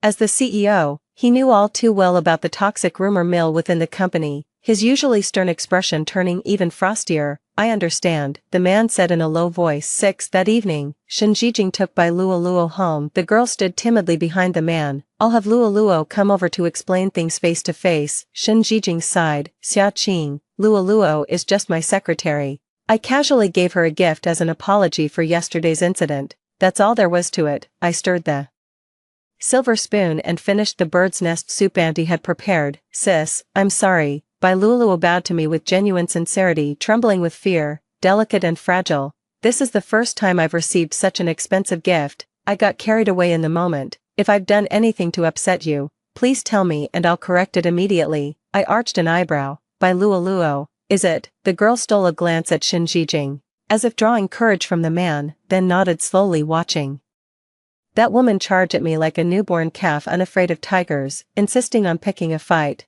I couldn't help but find it laughable. I'm neither your teacher nor your boss. I've no time to teach you manners, but as Shen Jijing's wife, let me make this clear. Anyone who dares flirt with my husband won't get a second chance. The girl probably never met someone as blunt as me. Her face grew increasingly flustered, leaving only pitiful fragility. Xia Qing, Luoluo came to apologize to you. Shen Jijing knows my temperament and methods. Even if he disapproves of what I did today, he understands how I feel. That's why he didn't confront me. He just let Bai Luoluo come make amends. He's already made concessions, hoping I'd let go of the misunderstanding. We're all reasonable people here. A single glance speaks volumes between us. Got it. I've decided to give Shen Jijing another chance. After all, he didn't actually cheat, but there won't be a next time, no matter who it is. 7. There's no need for you to resort to such tactics against a girl. Shen Jijing brought up the topic before bedtime. You should have told me first. I sat at the dressing table styling my hair, staring at the handsome man in the mirror. You knew how much I loved that necklace, yet you gave it to another woman. Wasn't I right to be angry? I can't imagine, if someone so perfect were tainted, could I still adore him as unconditionally as before? Shen Jijing walked unhurriedly to the bar and poured himself a glass of ice water. She cried all night because of your misunderstanding. This morning, seeing how swollen her eyes were, I casually gave her the necklace as an apology. Not a single flaw. I studied him coldly for a long moment. 2 million is pocket change for us. Perfectly reasonable to casually gift it away. It all comes down to whether they're worth it. His fingertips drummed against the marble countertop. He was waiting for me to gather my thoughts. This was our first romantic conflict involving a third party. Our upbringing and principles left us both wearied by such matters. We both value keeping up appearances. Shen Jijing, I love you. Shen Jijing's fingers paused mid-motion. He probably never expected me to say this so abruptly. Shen Jijing, I love your untainted purity. That's what sets you apart from everyone else. You never let women get close before because you're emotionally fastidious. You wanted a pure marriage. I wasn't like that originally, but your values changed me. Now we share the same life goals. May your marriage never come to a crossroads. Shen Jijing sighed helplessly. I don't hate. Shen Jijing was a man of remarkable clarity, knowing how I feel. He wouldn't give Bai Luoluo any false hope. Without the CEO's patronage, Bai Luoluo had to start from the most basic tasks as an intern. She used to have opportunities for rotations at the headquarters. Now he doesn't even schedule her for shifts. I never signaled anyone to ostracize her since Shen Jijing knows his boundaries. I trust him completely, but these things don't require my explicit instructions. There's no shortage of people who curry favor with the powerful and bully the weak. Within half a month, the new secretary couldn't handle the drastic job transition and emotional toll, visibly losing weight. The turning point came after a crucial executive meeting that day. Bai Luoluo was left alone to clean up the small conference room. The girl in her office dress knelt on the floor, painstakingly scraping gum off the carpet with a razor blade. Shen Jijing unexpectedly doubled back and witnessed the scene, startled by the presence behind her. The girl scrambled to her feet in flustered embarrassment. Shen Jijing's gaze was deep and chilling. That silent stare stripped Bai Luoluo of all dignity. Mr. Shen. Tears streamed uncontrollably down the girl's face. This was no act, no pretense. Shen Jijing had always been her unattainable son, a love she could never reach. When pushed to the margins, she'd nearly resigned herself to fate. To be seen by a man in this wretched state. Bai Luoluo nearly shoved Shen Jijing aside in her rush to flee. Just half a month apart, and that once vivacious girl had become this fragile. This was the first time Shen Jijing had ever lost his temper. He stormed into the house and smashed the water glass I handed him onto the floor. Water droplets scattered everywhere. Why won't you just leave her alone, Xia Qing? I've respected and loved you, enduring Your constant humiliation and abuse toward her. What kind of sick satisfaction do you get from bullying the weak? I remembered, during Shinjijing's study abroad, his younger sister in middle school committed suicide by jumping off a building due to school bullying. It became an unhealed scar in his heart, fueling his utter loathing for such acts. Xia Qing, if I ever see you hurting others like this again, I won't stand by and watch. I stared blankly at the man having an emotional breakdown before me. For the first time since our marriage, Shinjijing lost his composure and yelled at me, over another woman, over something I never did. This feeling was unbearable, like shattering glass, like spilt water that cannot be retrieved. 9. Shinjijing promoted by Luoluo to be his personal assistant. Simultaneously, he swiftly dismissed Xiao He, the chief assistant who had worked alongside him for 7 years. You need to be clear about who you're really working for. Xiao He can be quite stubborn in certain ways. I'm working for you, Mr. Shen. There are certain matters I'll discuss privately with Madam, just some personal matters. The man threw the shift schedule in front of Xiao He. Oh, so self-righteous, are we? Did your professional ethics ever make you bully others with your authority? Xiao He fell silent, realizing her harassment of Bai Luoluo had been exposed, her face betraying unease. Shinjijing saw through it instantly, with no tolerance for others. Incapable of distinguishing right from wrong. Mixing personal grudges with professional conduct. How dare you claim fitness for the executive assistant role? Xiao He trudged out of the office in defeat. The assistants outside wore sorrowful expressions. Sister He, are you really leaving? Before the teardrops could roll down, Xiao He quickly wiped them away. Yes, I'm off. See you around, sisters. 10. Shinjijing and I are in an unprecedented Cold War. He's staying at a hotel. Bai Luoluo came to pick up his change of clothes. Shinjijing knows how to twist the knife when he wants to make someone miserable. He outdoes even my worst. The live-in housekeeper had already received the call. She packed his daily necessities neatly. Bai Luoluo, probably frightened by my temper, took the suitcase the housekeeper prepared and obediently hailed a taxi to leave. Before leaving, she said cautiously, Madam, Mr. Shen asked me to connect with you. Feel free to reach out if you need anything. After Xiao He left, Bai Luoluo took over her duties. There's nothing to discuss, tell him to get lost and stay lost. Bai Luoluo couldn't understand why I still had the nerve to act tough, especially now that Shinjijing was living in a hotel. Her eyes held confusion, but even more so, a secret delight. The housekeeper shook her head, offering well-meaning advice. Madam, why don't you swallow your pride and apologize to the master? You two never even argued before. How did things suddenly come to this? The housekeeper had served the Shen family for over a decade. Time spent together does breed affection. He's waiting for me to apologize. Isn't he ridiculous? Why should I apologize? 11. Shinjijing never came back again. Bai Luoluo's social media feed was constantly updating, mostly documenting outings with Shinjijing, a custom Chanel evening gown, an invitation to a private equity gala, the million-spark spectacle at the Summit Forum, night breeze, and city lights at Burj Al Arab, group photo with Verdant Peak Capital CEO, among other highlights. Everyone marveled at how meeting the right person unlocks so many life firsts. Her posts routinely rack up over 100 likes. Some commenters even suggested she start a vlog to showcase the daily life of high society. Several mutual friends sent me screenshots of her social media posts with question marks attached. Now you can basically track CEO Shen's whereabouts just by checking his secretary's social media. We're all smart people here. A word to the wise is sufficient. I was usually the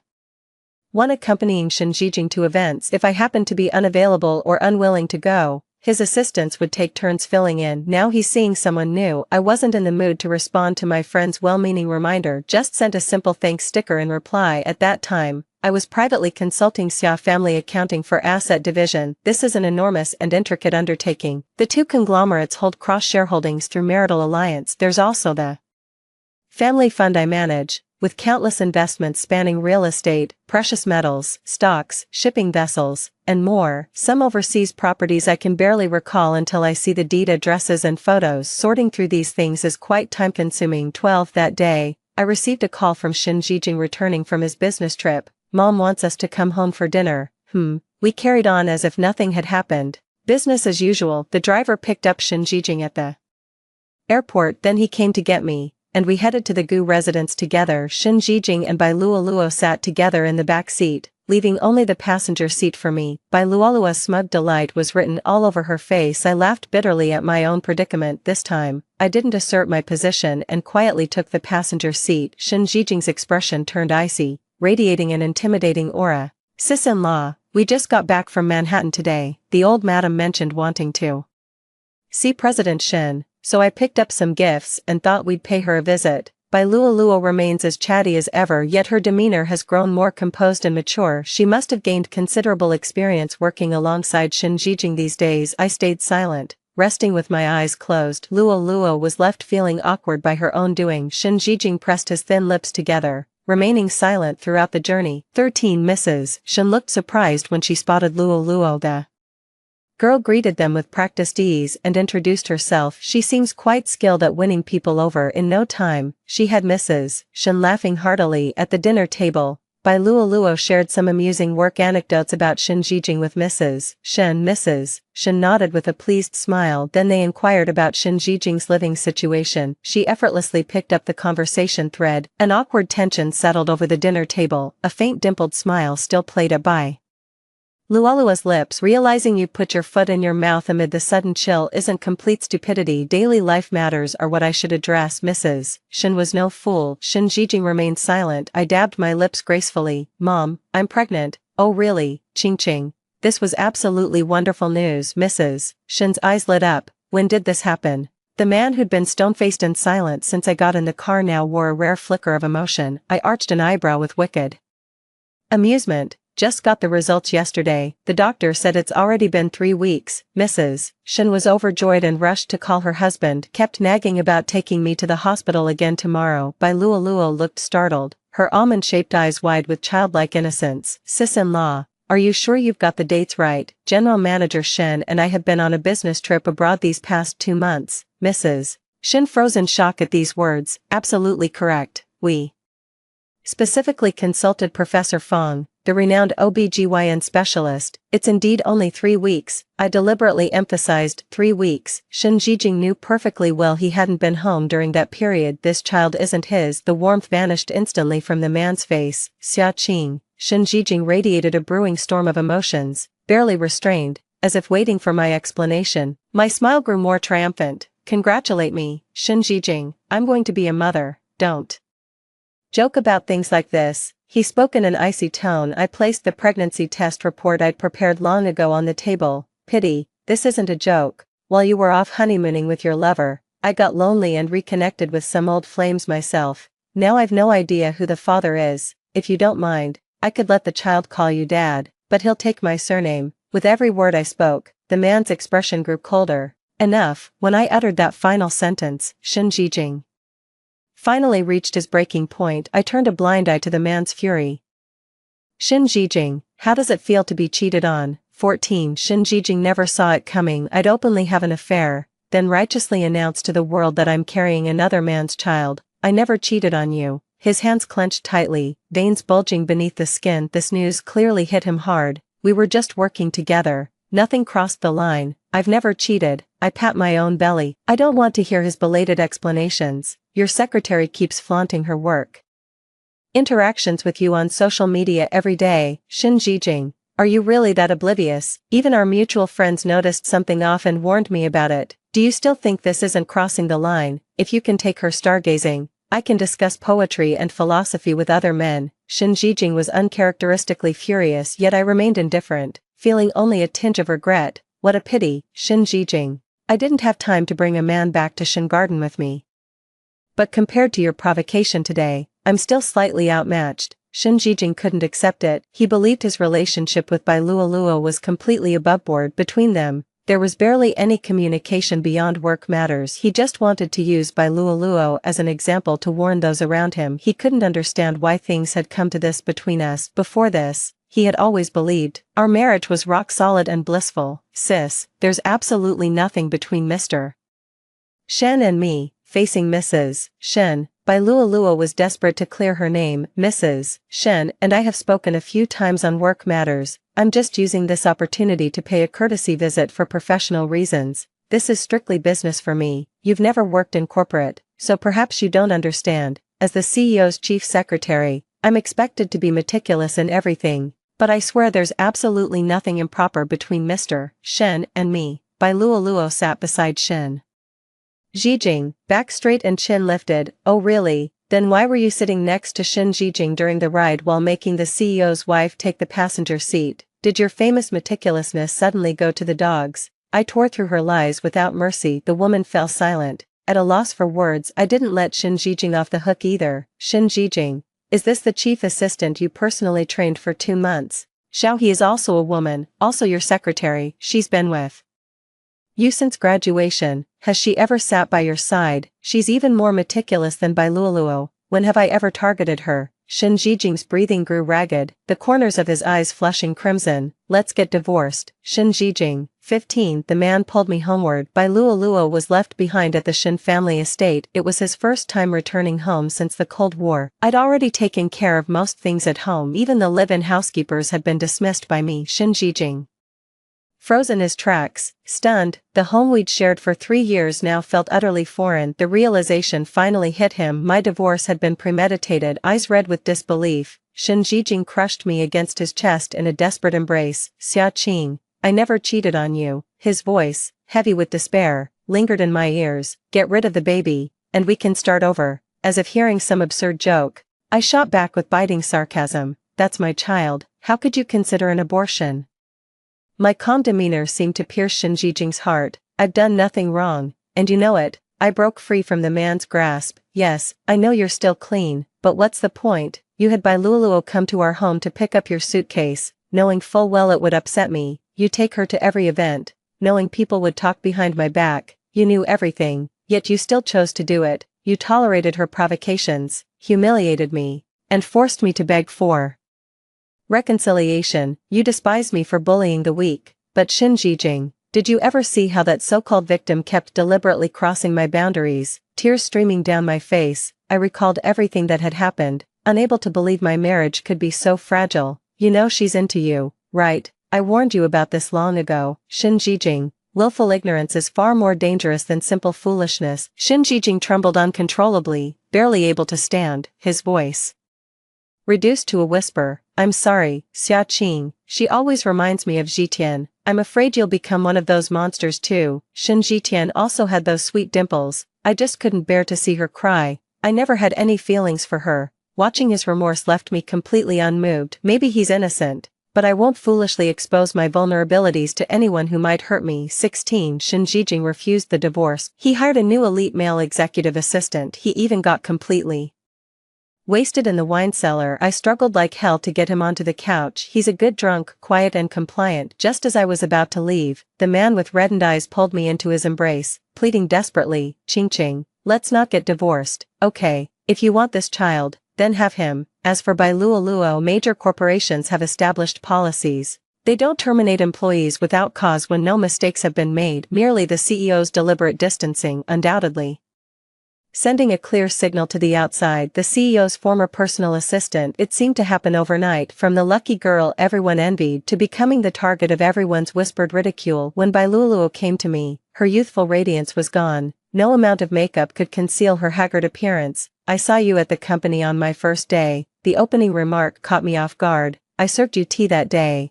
standing by your side waiting for further instructions while you discussed wedding gift ideas with Director Shen. Never once glancing my way, the girl wore a mocking smile. Someone like Mr. Shen, I'd never have met him in my lifetime if not for work, and you, just born lucky to marry him. That night at the auction, I told Mr. Shen it's downright rude for the boss to drive while employees sit in the back, said I'd switch seats when you showed up. Mr. Shen neither agreed nor disagreed. The girl seemed to relive that day's triumphant moment. I signaled the waiter to order her a coffee and dessert as well. My habitual arrogance stunned the girl's eyes red, fueling the hatred burning in her gaze. What gives a spoiled rich kid like you the right to look down on me? Bai Luoluo glared at me with contempt. You're utterly unworthy of Chairman Shen's affection. Oh, did you get what you wanted then? I watched with quiet amusement as the person before me fell into disarray. That childish face was desperately trying to maintain composure. Isn't it because I'm a threat to you? Then why couldn't you take it anymore and filed for divorce?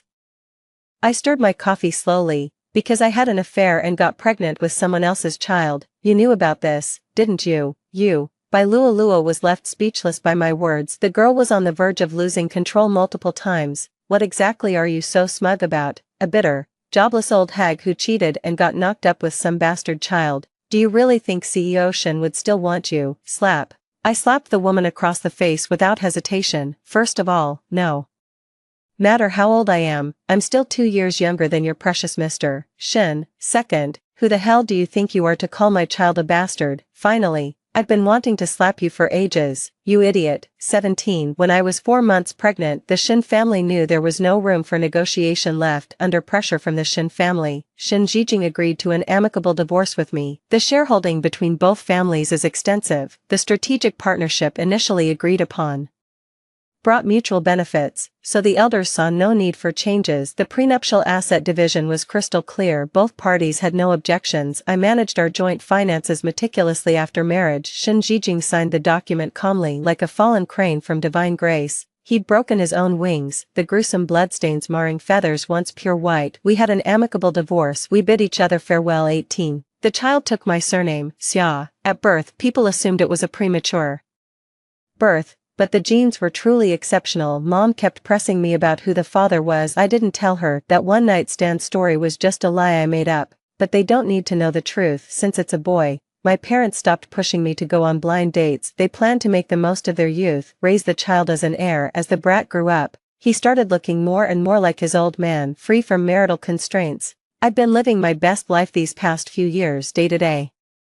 Few handsome young men too. Xiao He occasionally chats with me. I picked up some gossip from her. Bai Luoluo couldn't last half a year before quitting on her own, but everyone in this circle is well informed. No major corporation would dare to hire him. Shin Jijing has grown increasingly aloof these past 2 years, wholly focused on managing his business. We came together through an arranged marriage, but then his father summoned me back to the homeland to serve in his stead. I could see right through the old folks' little scheme, but I just found it amusing and couldn't be bothered to call them out. After the meeting, Shin Jijing would always pull me into his car, claiming it was on his way to pay New Year's respects to my parents. Little Xia was absolutely smitten with Shin Jijing. Someone had secretly taught him that this was his father. The little boy would wiggle his bottom and call Shin Jijing daddy, begging for hugs whenever he saw him. Shin Jijing doted on him and never refused. Now that the child's features were becoming more distinct, how could he not understand? I'll be staying in the country throughout the Lunar New Year to reunite with family. Shin Jijing cleared his schedule to keep me company. He wanted to ask if we should remarry. I refused. When it comes to marriage, better none than the wrong one, otherwise you'll only have yourself to blame. Little Xia, however, visibly brightens up whenever he sees Shin Jijing. He insists on sitting between me and Shin Jijing, gleefully alternating between calling us mom and dad. I gave him a light tap on the back of his head to stop the nonsense. Shin Jijing stood there with red-rimmed eyes, utterly at a loss. He had 1,000 apologies burning in his throat for me, but I no longer needed them.